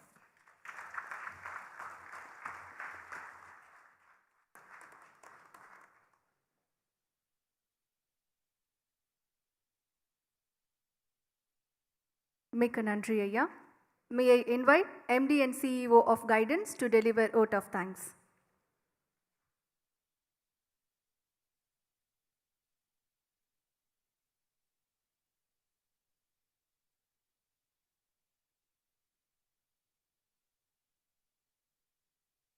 அனைவருக்கும் வணக்கம். Very good morning to all. It is my privilege to propose the vote of thanks on the special occasion. முதற்கண் இந்நிகழ்ச்சிக்கு தலைமையேற்று சிறப்பித்து உரையாற்றி தமிழ்நாடு காலணி மற்றும் தோல் பொருட்கள் கொள்கையை வெளியிட்டதற்கு மாண்புமிகு தமிழ்நாடு முதலமைச்சர் அவர்களுக்கு எங்களது மனமார்ந்த நன்றிகளை தெரிவித்துக் கொள்கிறோம். இவ்விழாவில் கலந்து கொண்டு சிறப்பித்த மாண்புமிகு தமிழ்நாடு தொழில் முதலீட்டு ஊக்குவிப்பு மற்றும் வர்த்தகத்துறை அமைச்சர் அவர்களுக்கும் மாண்புமிகு குறு சிறு மற்றும் நடுத்தர தொழில் நிறுவனங்கள் துறை அமைச்சர் அவர்களுக்கும் எங்களது மனமார்ந்த நன்றிகளை தெரிவித்துக் கொள்கிறோம். I would also like to thank the respected Chief Secretary for gracing this occasion and setting the framework for this sector and the path ahead in the special address. Thanks to their special guidance and continuous support, we have been able to organize this footwear and leather sector conclave successfully. I thank Mr. Jonathan Ram, CEO Clarks International, for his gracious presence and addressing the gathering. I also thank Mr. Rajkumar Gupta for his participation. I would like to thank Mr. Selvam, Executive Director CLE, for his inputs for the policy, support, and participation in the event.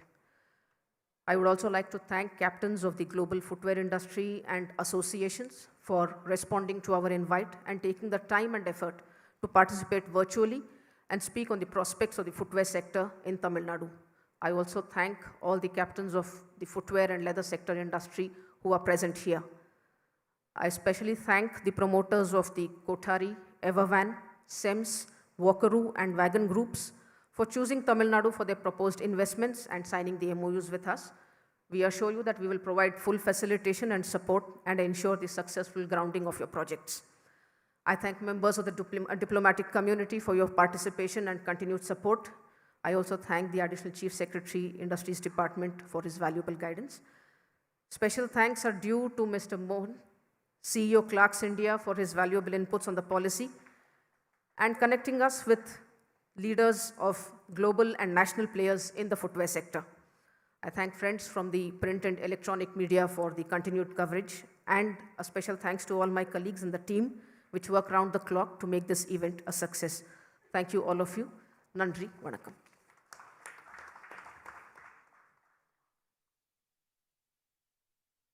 Thank you, ma'am. நாட்டு பண்பாடு சென்னை அரசு மருத்துவக் கல்லூரி மாணவ மாணவிகளை அன்புடன் அழைக்கின்றோம். அனைவரும் எழுந்து நிற்குமாறு அன்புடன் கேட்டுக்கொள்கின்றோம். I request everyone to rise for the national anthem. जनगण मन अधिनायक जय हे भारत भाग्य विधाता पंजाब सिंधु गुजरात मराठा द्राविड उत्कल बंगा विंध्य हिमाचल यमुना गंगा उच्चल जलति तरंगा तव शुभ नामे जाहे तव शुभ आशीष मांगे काहे तव जय गाथा जनगण मंगलदायक जय हे भारत भाग्य विधाता जय हे जय हे जय हे जय जय जय जय हे.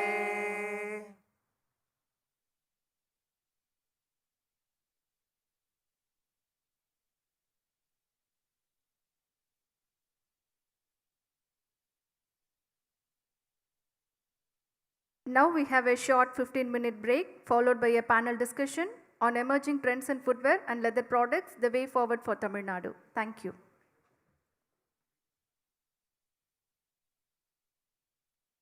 Please wait for the panel discussion followed by the lunch. Thank you.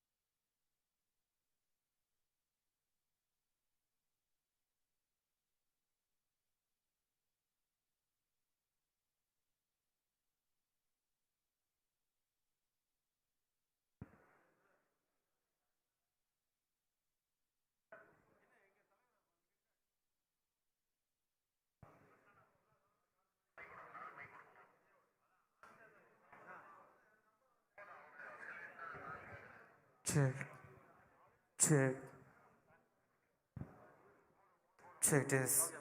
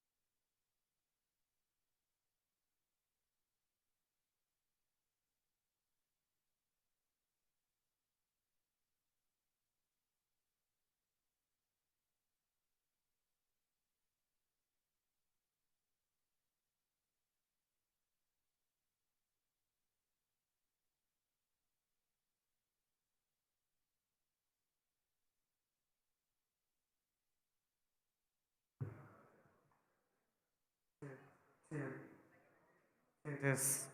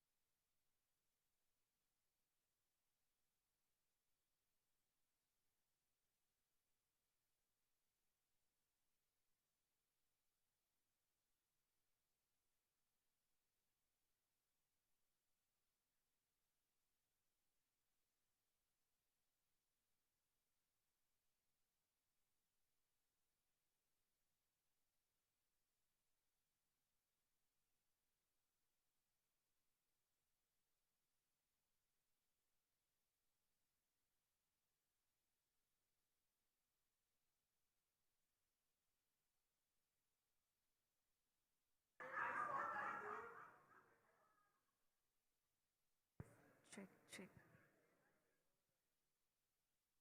Kindly requesting everyone to join for panel discussion on emerging trends in footwear and leather products, the way forward for Tamil Nadu. I repeat, kindly requesting everyone to join for panel discussion on emerging trends in footwear and leather products, the way forward for Tamil Nadu. Thank you.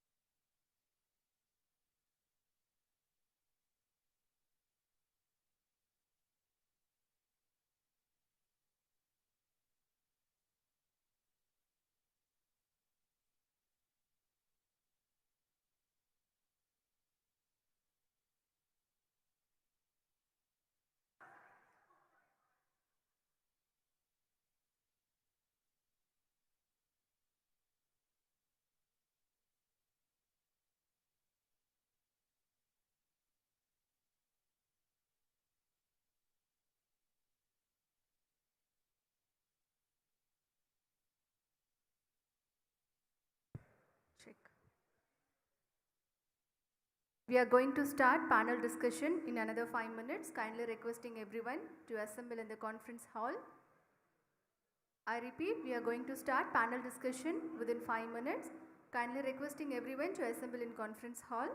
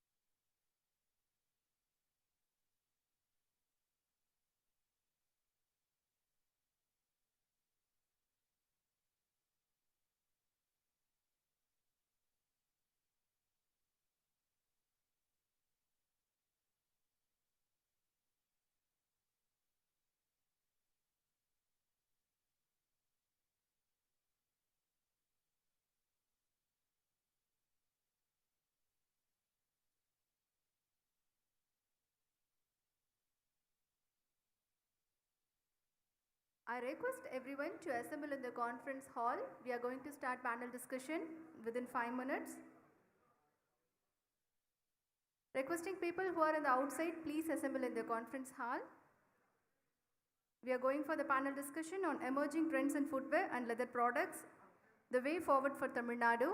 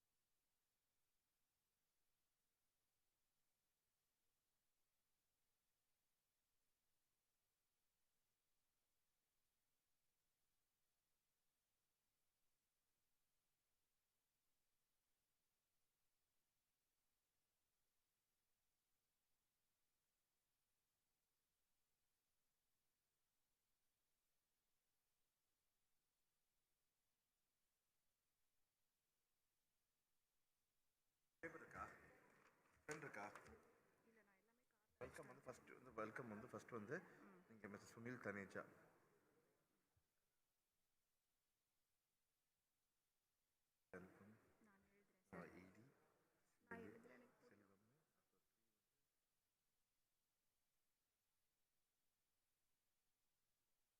Pradeep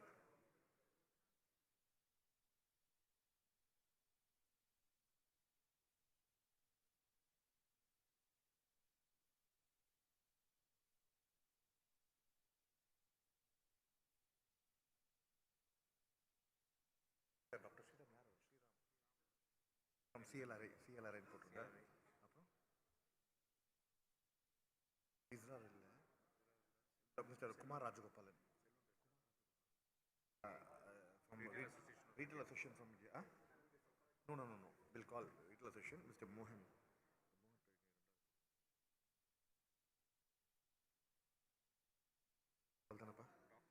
Doctor, Dr. Mohan. Lax India. Okay.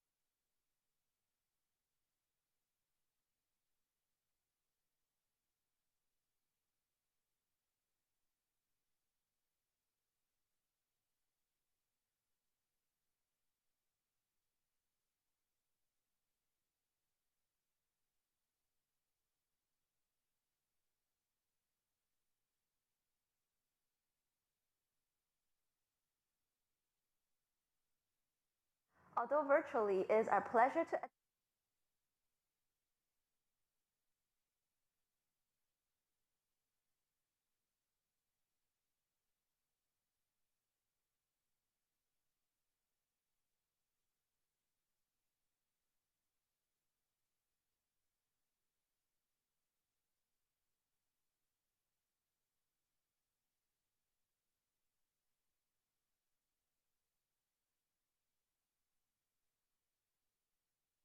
Good afternoon, everyone.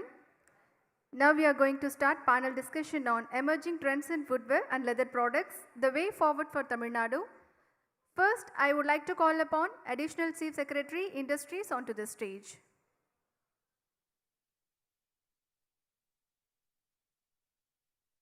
Welcome, sir.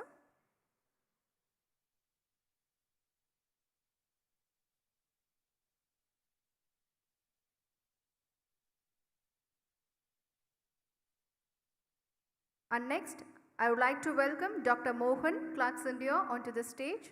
Please welcome, sir.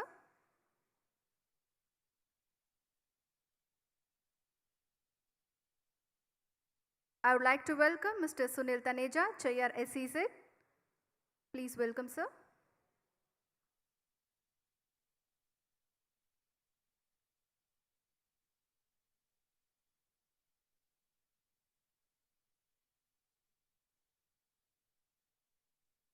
I invite Mr. R. Selvam, ED, CLE onto the stage. Please welcome, sir.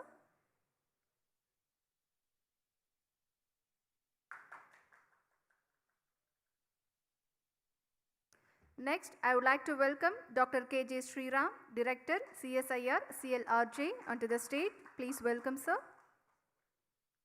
Next, I would like to welcome Mr. Kumar Rajagopalan, CEO, Retail Association of India onto the stage. Please welcome, sir.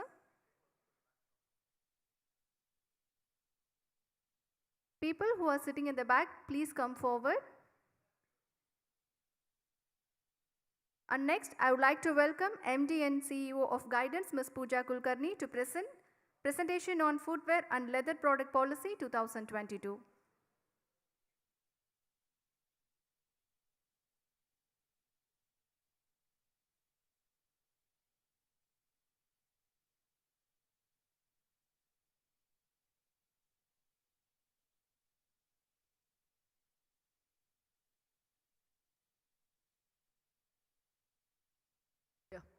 Good afternoon again.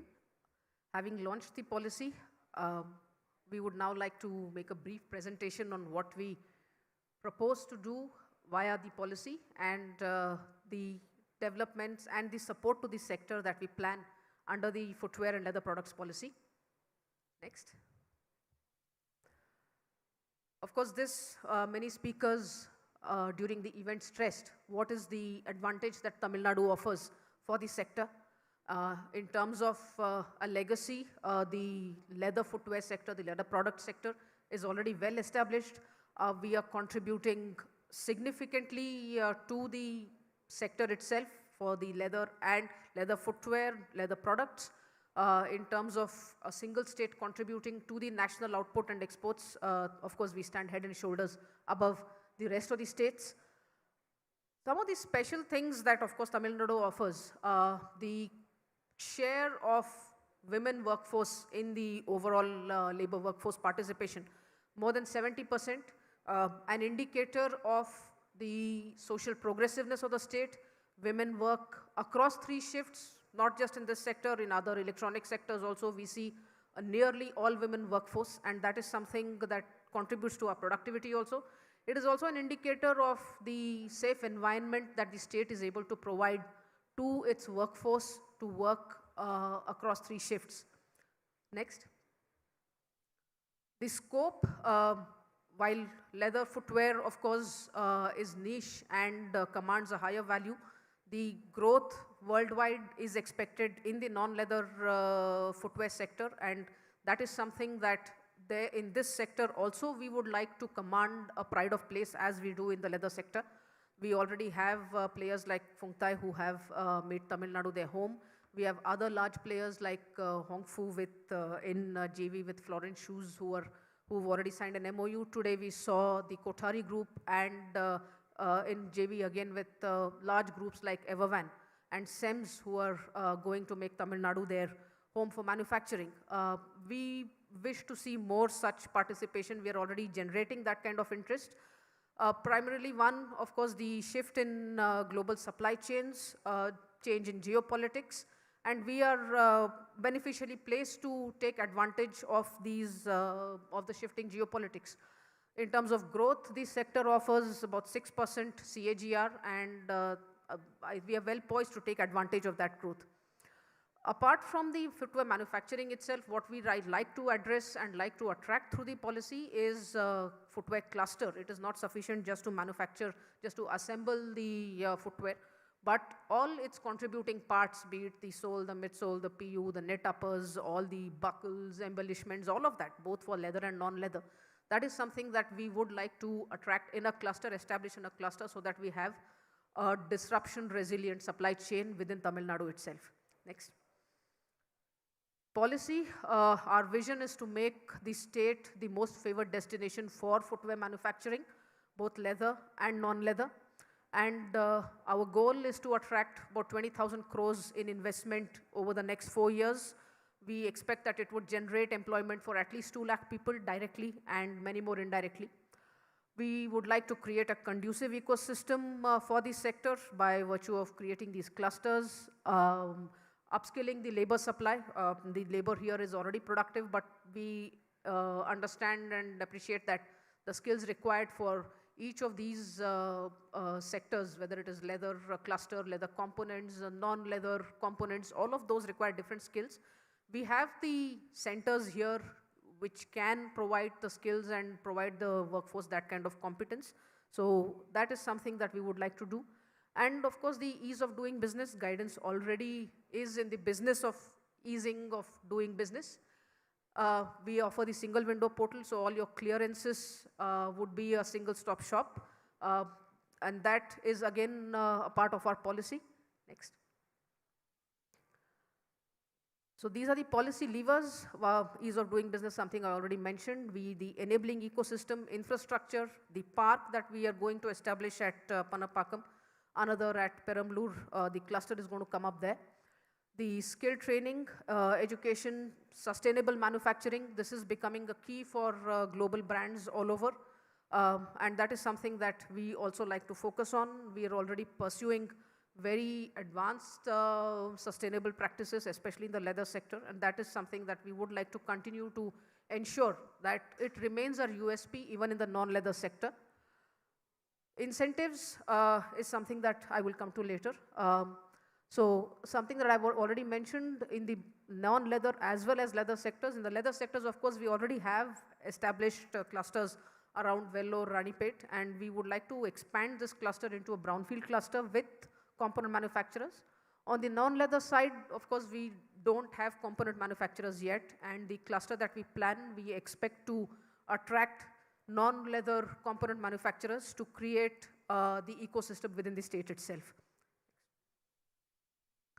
Traceability, this is something unique to our policy. We again understand, these are again shifting signs, new trends.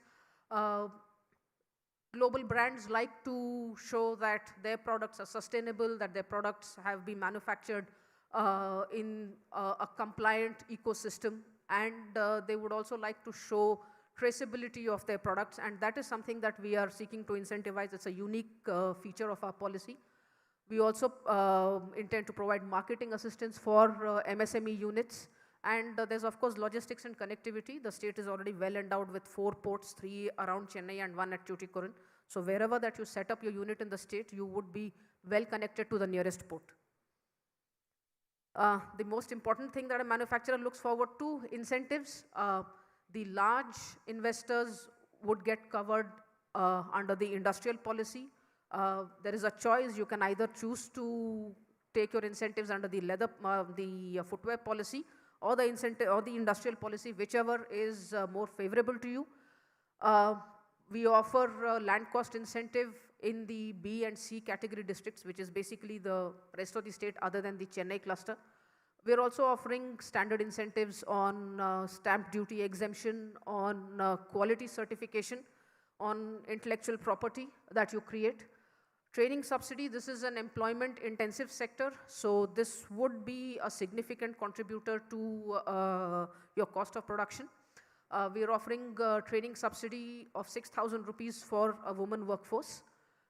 Interest subvention also for large investments. And for this sector in this policy, what is different from the industrial policy is that we recognize that there are smaller players who can still generate large employment, and that is our goal, to generate employment, and therefore we have made a special relaxation in the policy. So in the industrial policy, for example, in category B and category C districts, the threshold for investment is 300 crores, which for this sector we have specifically brought it down to 50 crores.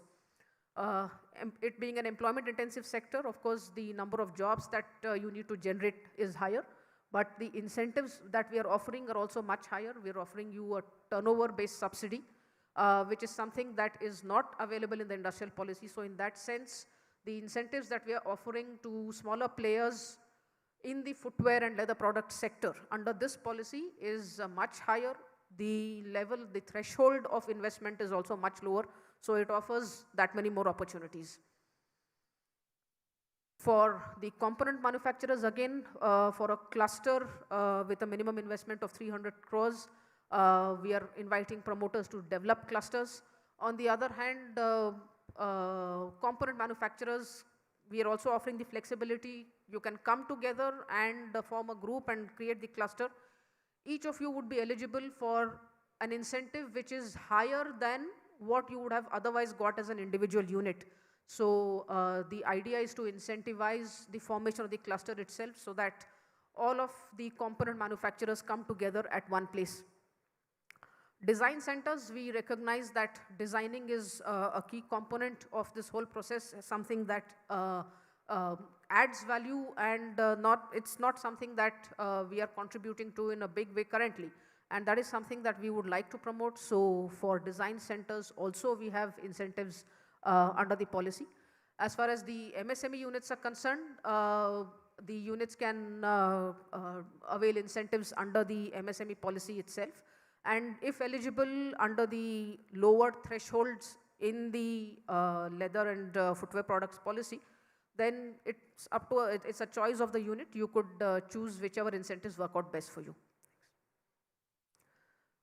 This I've already spoken about, traceability incentives and marketing, and also transport. This is for units which shift their manufacturing from one country to Tamil Nadu. So the cost of logistics in shifting your unit itself also would be incentivized. So if you're shifting your existing production unit in another country into Tamil Nadu, we would be subsidizing part of the logistics cost. Thank you. This was a brief on the policy. The policy is hosted on our website. I request you all to go through the policy and welcome all of you to invest in the state. I now request the Additional Chief Secretary, Industries Department, to commence the panel discussion. Thank you.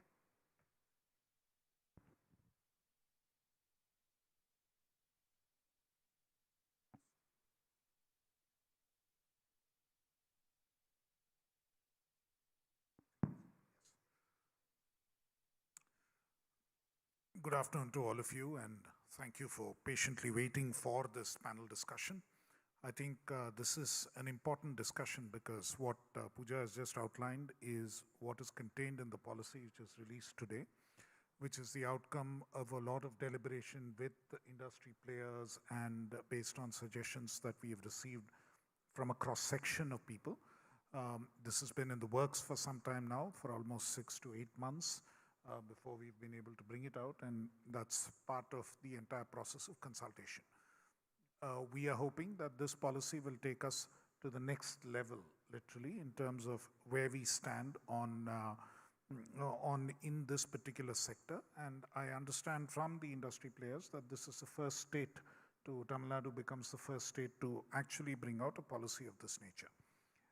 I have with me a very distinguished panel, as the names and the faces are all familiar to you. They are all industry players, people who will have significant opinions and significant thoughts on this particular area. So let me start first with Mr. Selvam, who's the Executive Director of the Council for Leather Exports. And in some senses, this particular policy, he's been an important contributor to the emergence of this policy. He has been doing some of the front running with our ability to bring out the policy. So, Selvam, my question to you would be, what are the prospects based on this? What kind of prospects? What prospects do you see for exports, particularly of footwear, both leather and non-leather, and of leather products? And to what extent do you think diversification from pure leather-oriented products is essential for the footwear industry here in Tamil Nadu? Okay, thank you very much, sir. We wholeheartedly from Council for Leather Exports, we represent around 3,500 manufacturer exporters throughout India. And state of Tamil Nadu has brought out this policy. We welcome this policy first of all. Why? This is a policy which is address the entire ecosystem. So far earlier several policies have been there. These policies address only a part of entire production process. This policy addresses the entire ecosystem. That means starting from production, processing and marketing side. That is one aspect of the policy which incentivizes and encourages in all the stages. And also the component ecosystem, that is nearly 90% we depend on imports, whether it's machineries, other components, everything. We depend on imports. For that, the cluster approach, that is very, very crucial for the development of the entire footwear and leather product policy. That is our first aspect. Regarding the second issue is regarding exports. Already two issues here. One is domestic side, another one is export side. Of course, in export, non-leather footwear and leather product, Tamil Nadu stands first among all the regions. There are 5 major regions in India. Tamil Nadu is a number 1 state in export of leather and leather product. As you specifically mentioned about diversification. Diversification is the need of the hour. We can't simply ignore and sit in isolation. The demand for non-leather footwear is growing leaps and bounds throughout the world. On this aspect, whether existing players, they can go for brownfield joint venture investment or any greenfield investment from abroad. We need to welcome. On this aspect also the policy addresses robustly. Then it is also we welcome that one, sir. This way also. Apart from that, future also, yeah, if domestic production, another aspect is domestic production. Domestic production also, there is a demand for additional 2.4 billion pairs of footwear, what we need. Right now, our per capita consumption is 1.9. When compared to USA, it is 7 pairs, or China, it is 3 pairs. Where even if you go with the China range, we need another 2.5 billion pairs in next 4 to 5 years for India. In this aspect also, especially in Tamil Nadu, that all non-leather footwear clusters are located in Haryana, Rajasthan, Punjab, all these places. So these clusters are not located in southern state, especially Tamil Nadu. So this policy will address this issue also. Thank you very much. Mr. Sunil Taneja is the director of Cheyyar SEZ Developers Private Limited. You are a pioneer, Mr. Taneja, in Tamil Nadu in terms of establishing one of the earliest units on non-leather footwear, particularly for export. So I have 2 quick questions for you. One is in terms of, what is your experience like being in Tamil Nadu, and what do you think we can do better in terms of skilling, in terms of logistics, in terms of other forms of support that we can provide to make sure that not only are you in a position to expand, but more producers like you, more manufacturers like you can come into the state? That's one. The second question I have for you is, In terms of the components, currently a significant proportion of the components are actually imported, and what we are doing here is assembling them.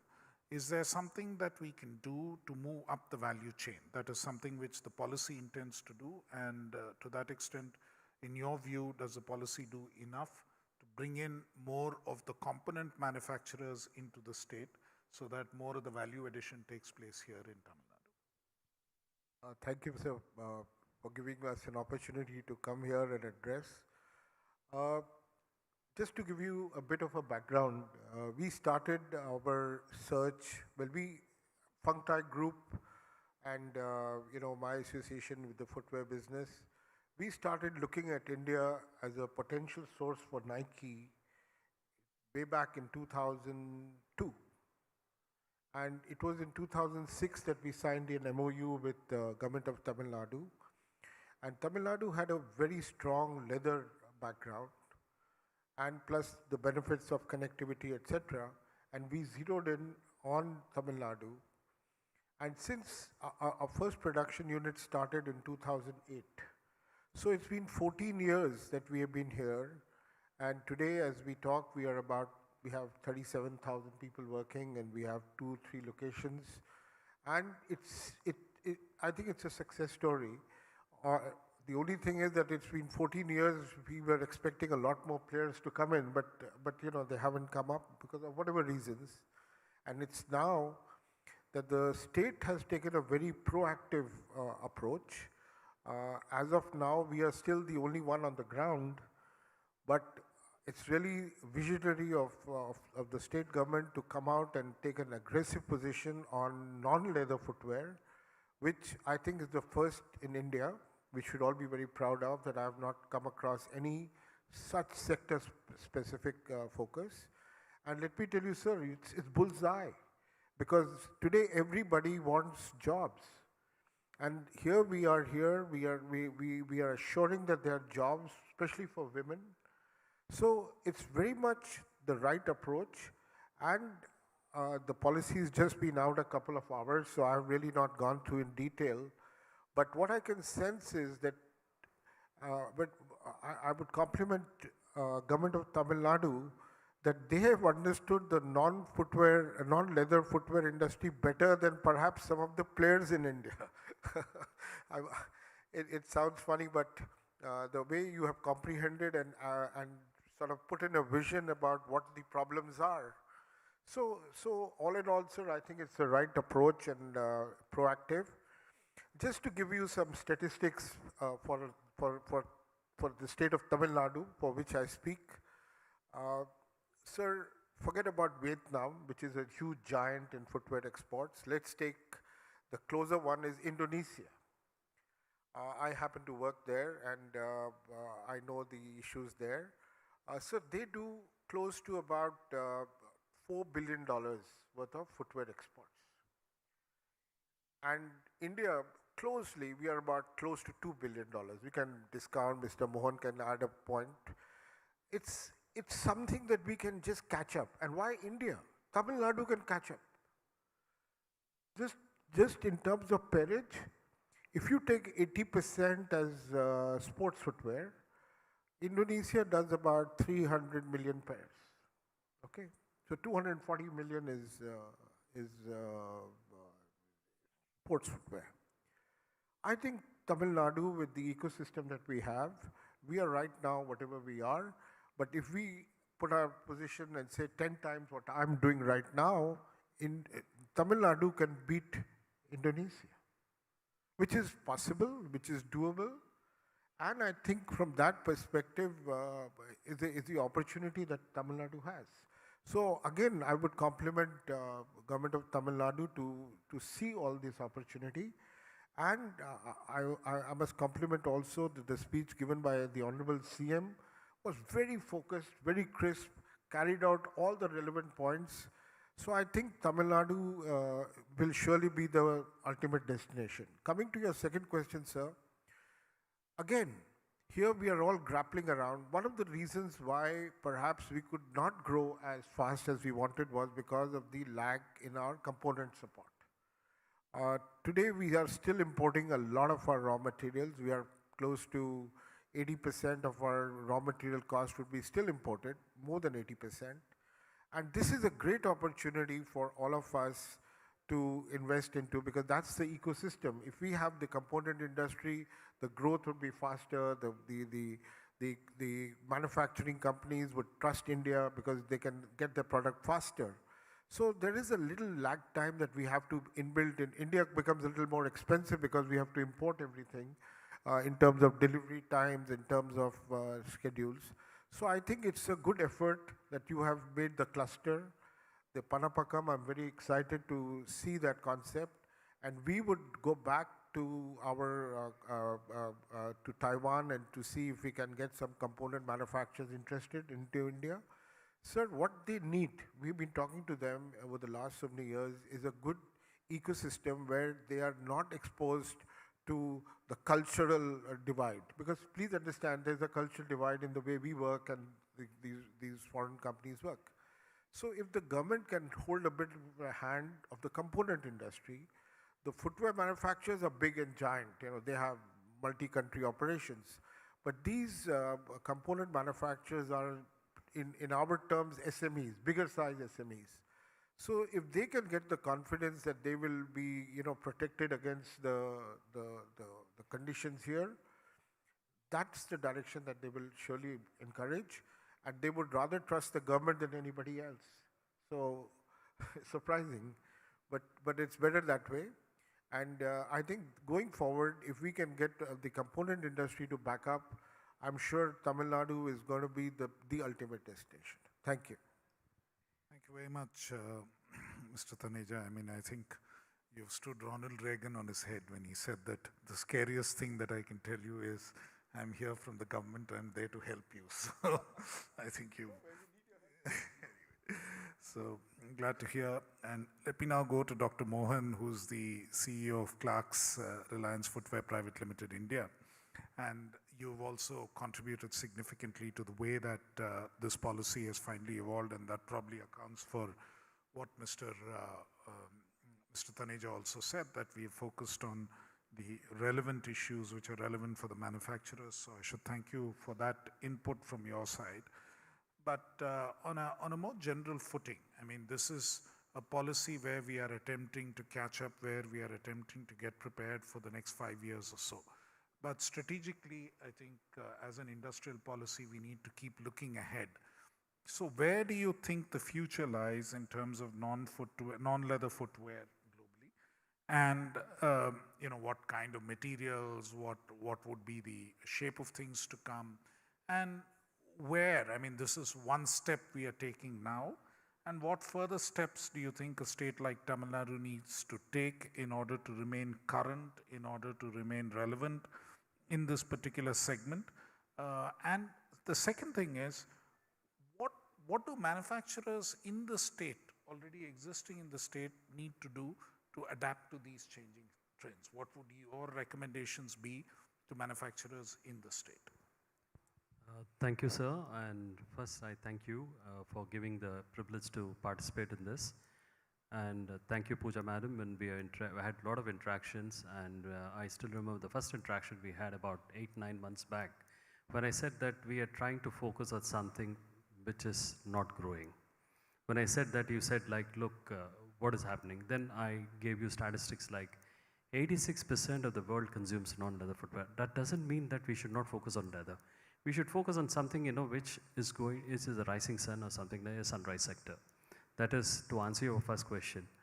And, you know, like, if you look at our country, you know, I had been in this trade for more than 3.5 decades and worked around the world. And if you look at India as a country, we grew from one level to other level. Initially, when we started, we were basically, there was a shortage of foreign exchange, and we were basically exporters of raw material. Then as we kind of moved on, we said we became exporters of finished leather when the norms in Italy, you know, became very stringent in pollution norms, and I used to sell lots of leathers in the late 80s around the world. And then we became shoe apparel exporters. We graduated one level above, and then we eventually became shoe exporters. So it is all like we had grown from one level to other level. There is no planned growth. Whereas China, I had been interacting with China from the late 80s when I used to sell leather. And thereafter, I used to kind of import from China and distribute it when we had quotas. So get it into Rotterdam and distribute it for my previous company with global brands. But if you look at it, they said, look, footwear. We really don't care whether it's leather or non-leather or any of this thing. It is an industry which gives employment to people. Let's create an ecosystem. Someone like Bob spoke about the tier 2, the Walmart gentleman, he spoke about the tier 2 suppliers basically. Tier 2 supplier meaning create an ecosystem of components, componentry like the PU material and those kind of things. See, when you look at the non-leather footwear, where is the challenge which comes in? PU, for example, it requires scale. So recently I had an interaction with one of the largest PU material manufacturer in Taiwan. You know, he called me out of the blue and he wanted some inputs and other this thing. Then I told him, what is it we need to do? I said, the only thing we need to do is, it's not a chicken or egg. You need to kind of look at the scale, which will give you an EBITDA of 15 to 20%. That should decide the scale which you want to create. The market is there. The exporters will buy, and then the domestic market, I used to work very closely with Mr. Rajkumar Gupta of the domestic SIFI and other this thing. We recently conducted a survey in SIFI, and we paid a lot of money to just understand what is this market, how it's going to play out over the next 4 to 5 years. So it's a phenomenal opportunity in non-leather, and that's why in this policy will address all those kind of materials, the ecosystem, material ecosystem. Because, you know, like in the consultation discussion also once we had, there were some different opinions. But unless and until we create a value of 40% and above, this industry will not grow. We need to, that is what, you know, China had that policy, and that's a reason, you know, China could create a phenomenal ecosystem. Scale is something, there are limitations in the footwear. I had been selling leather footwear all my life. I am not, you know, around the world. All my life I have been selling only leather footwear. There are some limitations. Whereas if you want to scale up and provide a lot of employment, non-leather footwear is a phenomenal opportunity which we have. Recently, last 1-2 years, despite the COVID, I had the opportunity to visit Indonesia too, like where what Sunil had been talking about. I had seen Indonesia some 20 years back, and I see the Indonesia now, it's completely different. If you look at the modernization in terms of small gadgetry and other things, the factories where I visited is unbelievable. Jojo Armani is made in Indonesia. When it's got, you know, like I'm saying, like those are some of the, they are completely upgraded themselves.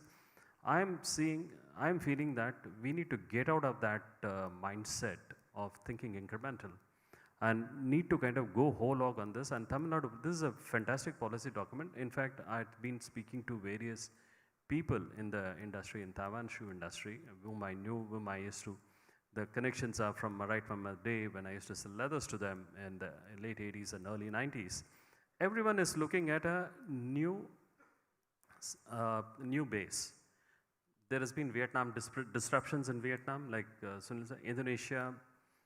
Having seen Indonesia, I know the labor issues and other things. I'm not criticizing that, but we are much better off Tamil Nadu as a country. In fact, I can say, I don't want to say publicly, there are a couple of organizations which decided to kind of stop the expansions in Indonesia and look Tamil Nadu. I'm telling you that's a great thing because, you know, like Sunil rightly pointed out, people feel welcome out here.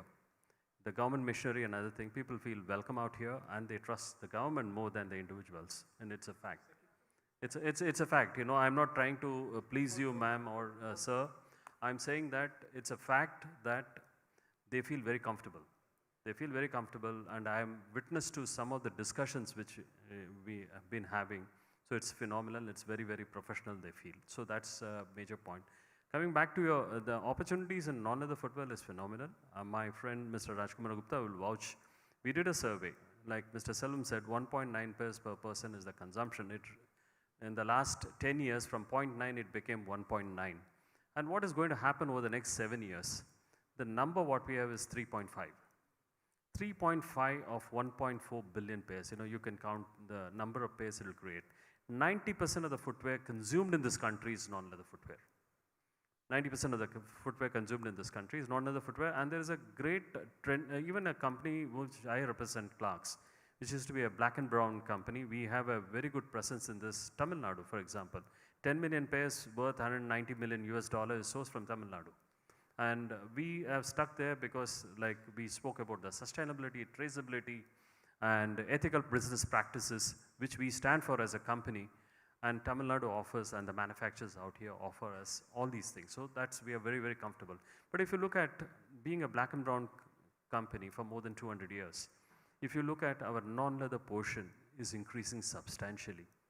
The best-selling product in this country is a non-leather product, where we have 75 to 80% sell-through, full price sell-through. So I'm saying that's a great opportunity on non-leather. To summarize, you ask your question, what we should do for the leather footwear, existing leather footwear manufacturer. See, India has been always viewed by many of the buyers, on the panel virtually would agree, a men's leather bastion or sandals. We have to kind of move into adjacent segments like fashion, ladies, women's footwear. Those are the kind of segments which we need. And for that, why we are not able to go? Lack of skill? No. Lack of componentry. So that is what I would suggest, that we should move to the next adjacent segments and look at the componentry in a much more, and encourage world-class players to come in, scale. And that's a mindset which we need to kind of have. Thank you very much, sir, and once again, thanks a lot. Thank you very much.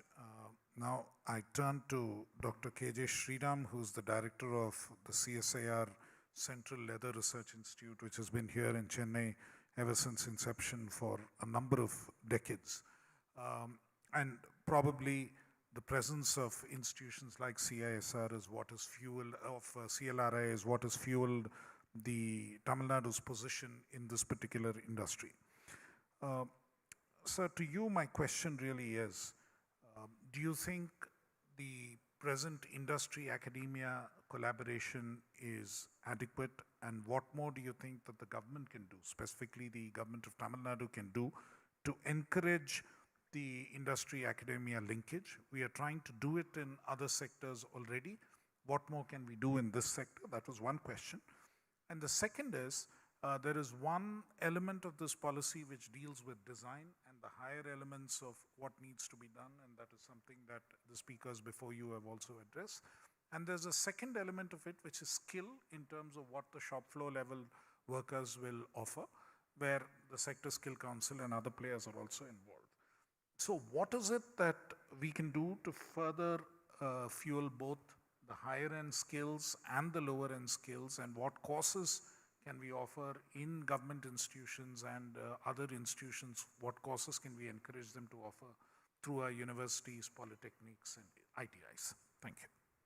Thank you, sir. So the first place, with respect to the industry linkage of the research.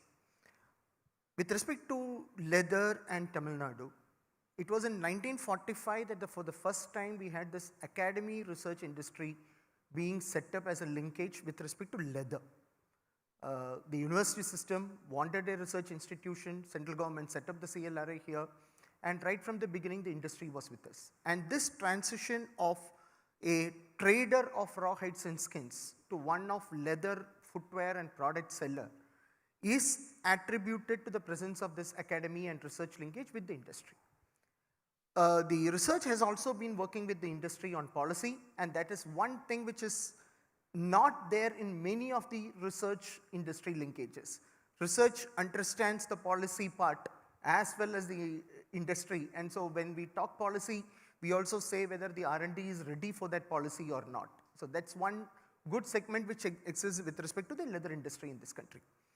One challenging point, if I may look at, is that we do not have a R&D in leather sector which goes and works with the R&D in the institutional side. Predominantly, it is one-way driven. You do an R&D in the academy or an research institute like CLRI and scout for the industry to take up the technology in India, while in the rest of the world they have their own technology development where the R&D institute supports it. So this is somewhere where the government sector comes into picture to promote the technology transition from the institutions to the industry.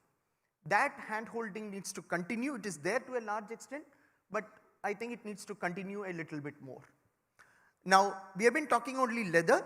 unfortunately, the non-leather R&D, if I may take it, is very negligible in this country because we never had a non-leather footwear as a thought process itself. But here, with respect to R&D institutions and academy, the material science-based research that is happening in India, if it is moved from composite materials for construction, this, that, etc., to composite materials for footwear, now that the footwear industry from across the world is going to come in here, I suppose India will come with some of the best materials which are today not known for the footwear sector. We have been talking about PU, PVC and all those stuff, but like leather industry, the non-leather industry will also be required to have biodegradable footwear, this, that, etc., when you are exporting it. So this is one segment which is there. Coming to the domestic market, as the per capita consumption of footwear increases, leather as a natural material driven product cannot meet the per capita consumption of footwear. And that is where the non-leather footwear also comes in. Cost is another element.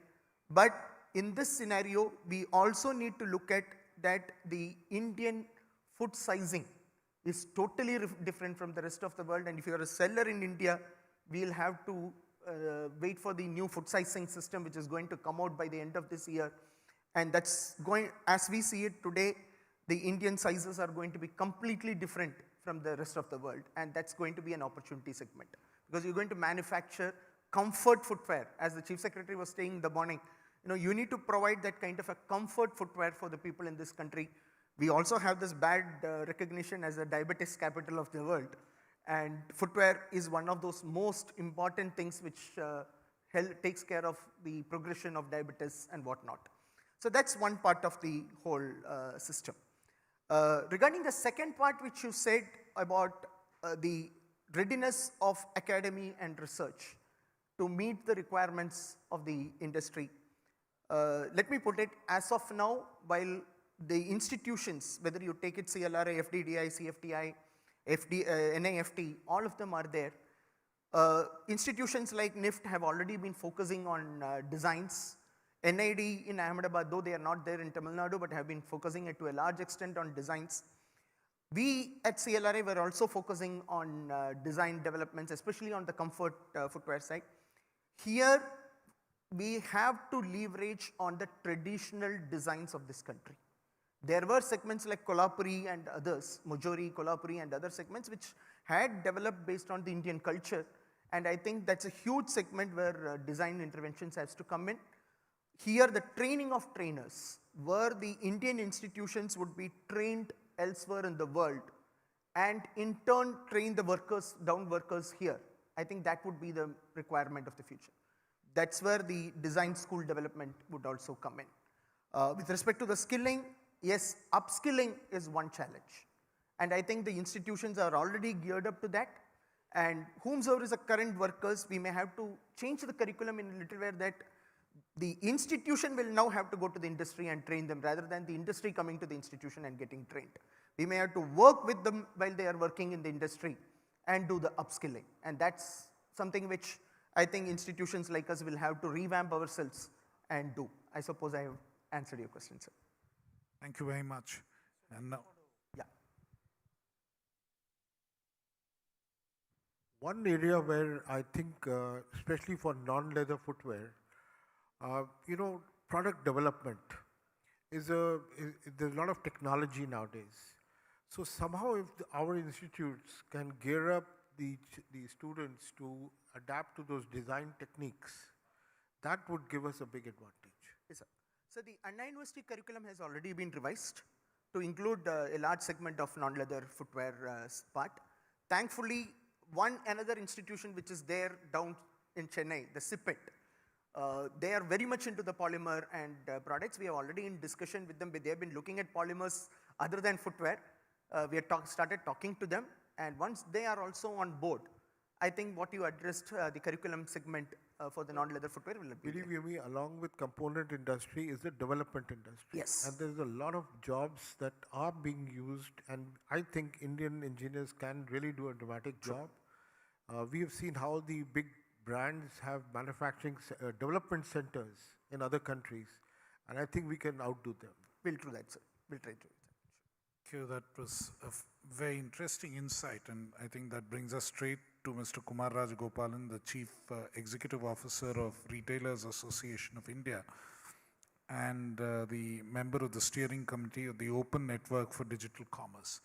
To you, I have two questions, one leading straight from what Dr. Sriram said, which is about comfort footwear for the Indian market.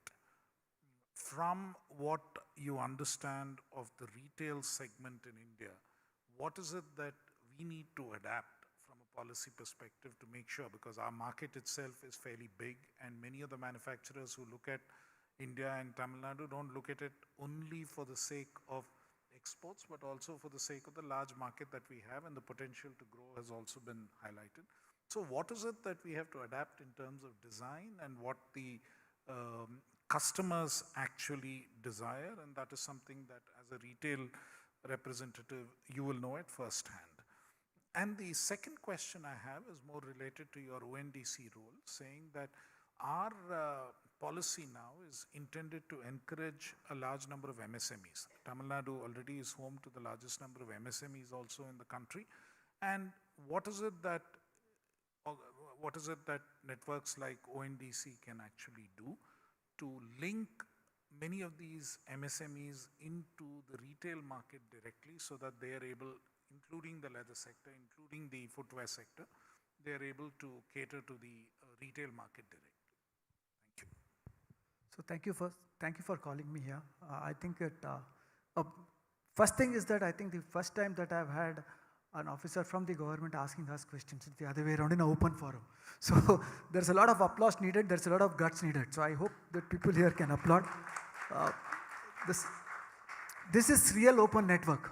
So normally it's the other way around. So thank you so much. I represent the Retailers Association of India. We represent almost all the modern retailers in the country, from within the country as well as people who come in from abroad.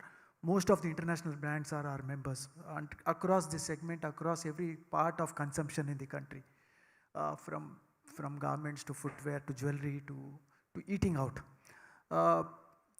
The policy, I mean, parts of it I've seen, and it looks very, very encouraging overall, and I think it's nice that there is a focus towards doing something. The first part of anything is to create focus, and it's very nice. The second part is, what do I hear from consumers? What do I hear from outside in the market? And I can only give you by anecdotes of what's happened outside to be able to give it. I don't have the full data for it, and it would be not right for me to tell the full data. I know 2 or 3 data which I'd like to bring forth. The first data is around, we trace something called the market movement, that we look at the analytics in the market to see what's happening to overall market. This we started just before COVID, and then during COVID it became very useful because we are looking at various categories and we are looking at whether it's growing or not growing in that month. In the midst of the pandemic, when most of the categories, especially garments and footwear, did not really grow because people were not going out to their offices, people were not wearing good clothes to go to a function, there were 2 or 3 outliers there.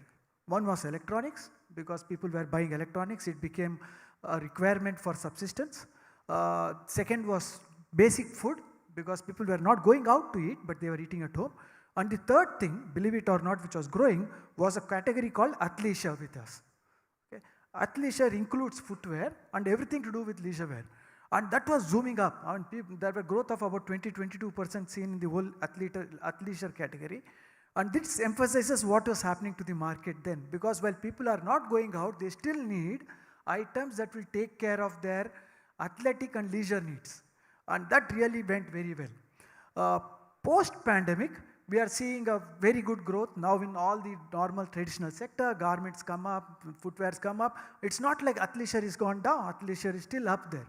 So that kind of answers what you're talking about in terms of where are we, where are the customers really going and shopping. So I think this is an important part.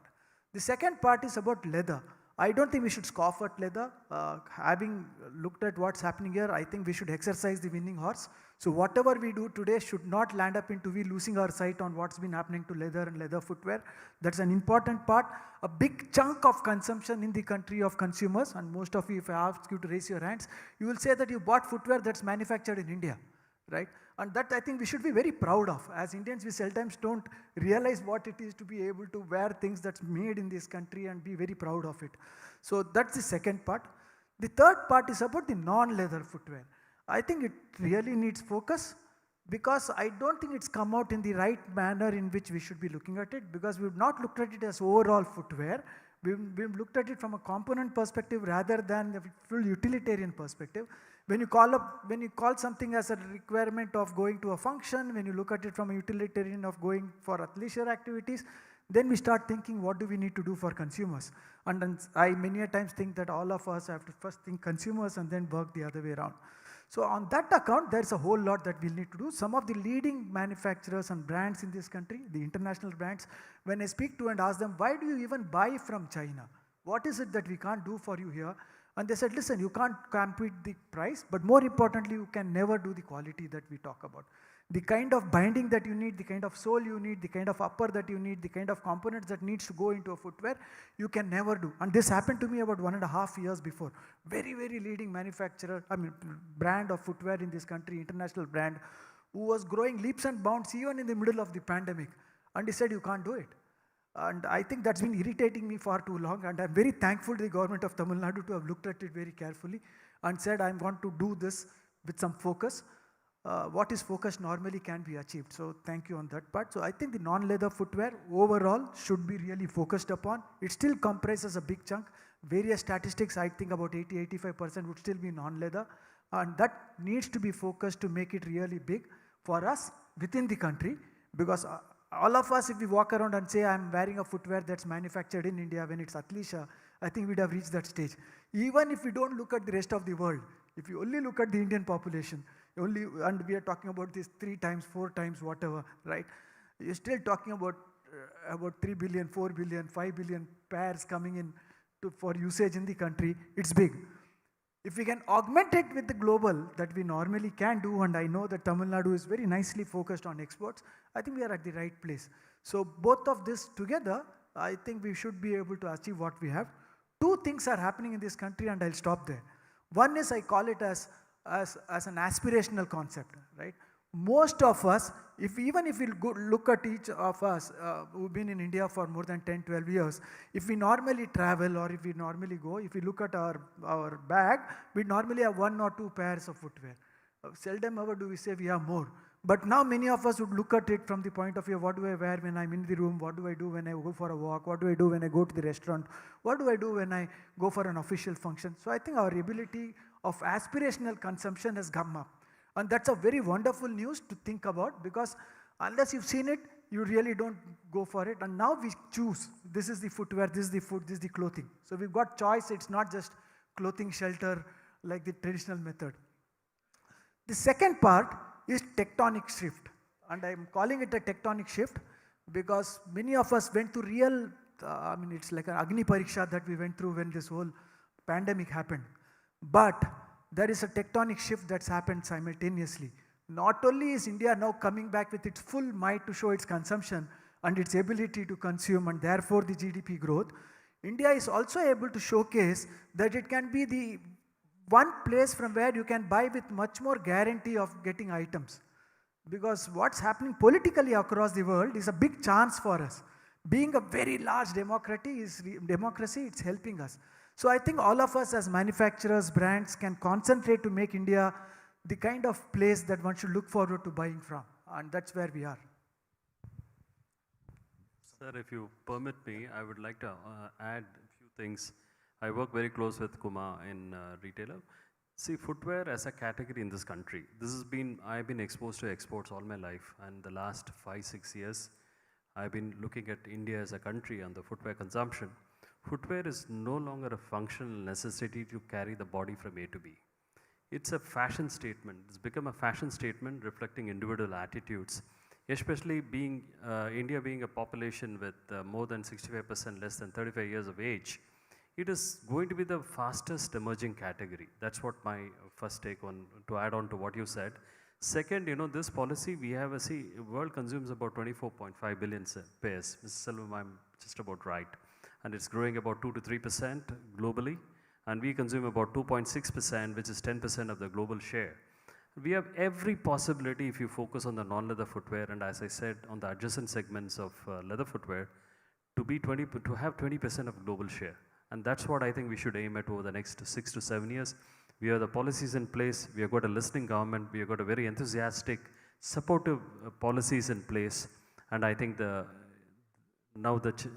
challenge is the industry has to come forward to it. Thank you, sir. Thanks. Thank you. Thank you all. I think that was a very, very interesting session where we heard a range of views from, where the ministry in the government of India looks at policy, from two industry specialists in terms of what their understanding of what needs to happen, from the academia research institute in terms of how they are supporting it, and finally from the consumer end of it. And I think I can assure you, Mr. Kumar, that we've tended to ask questions, we have tended to listen to people, and that's what helps us, brings out at least a policy which would at least work halfway, because I think it's very important for us to listen to input, listen to feedback, and listen to what needs to be said.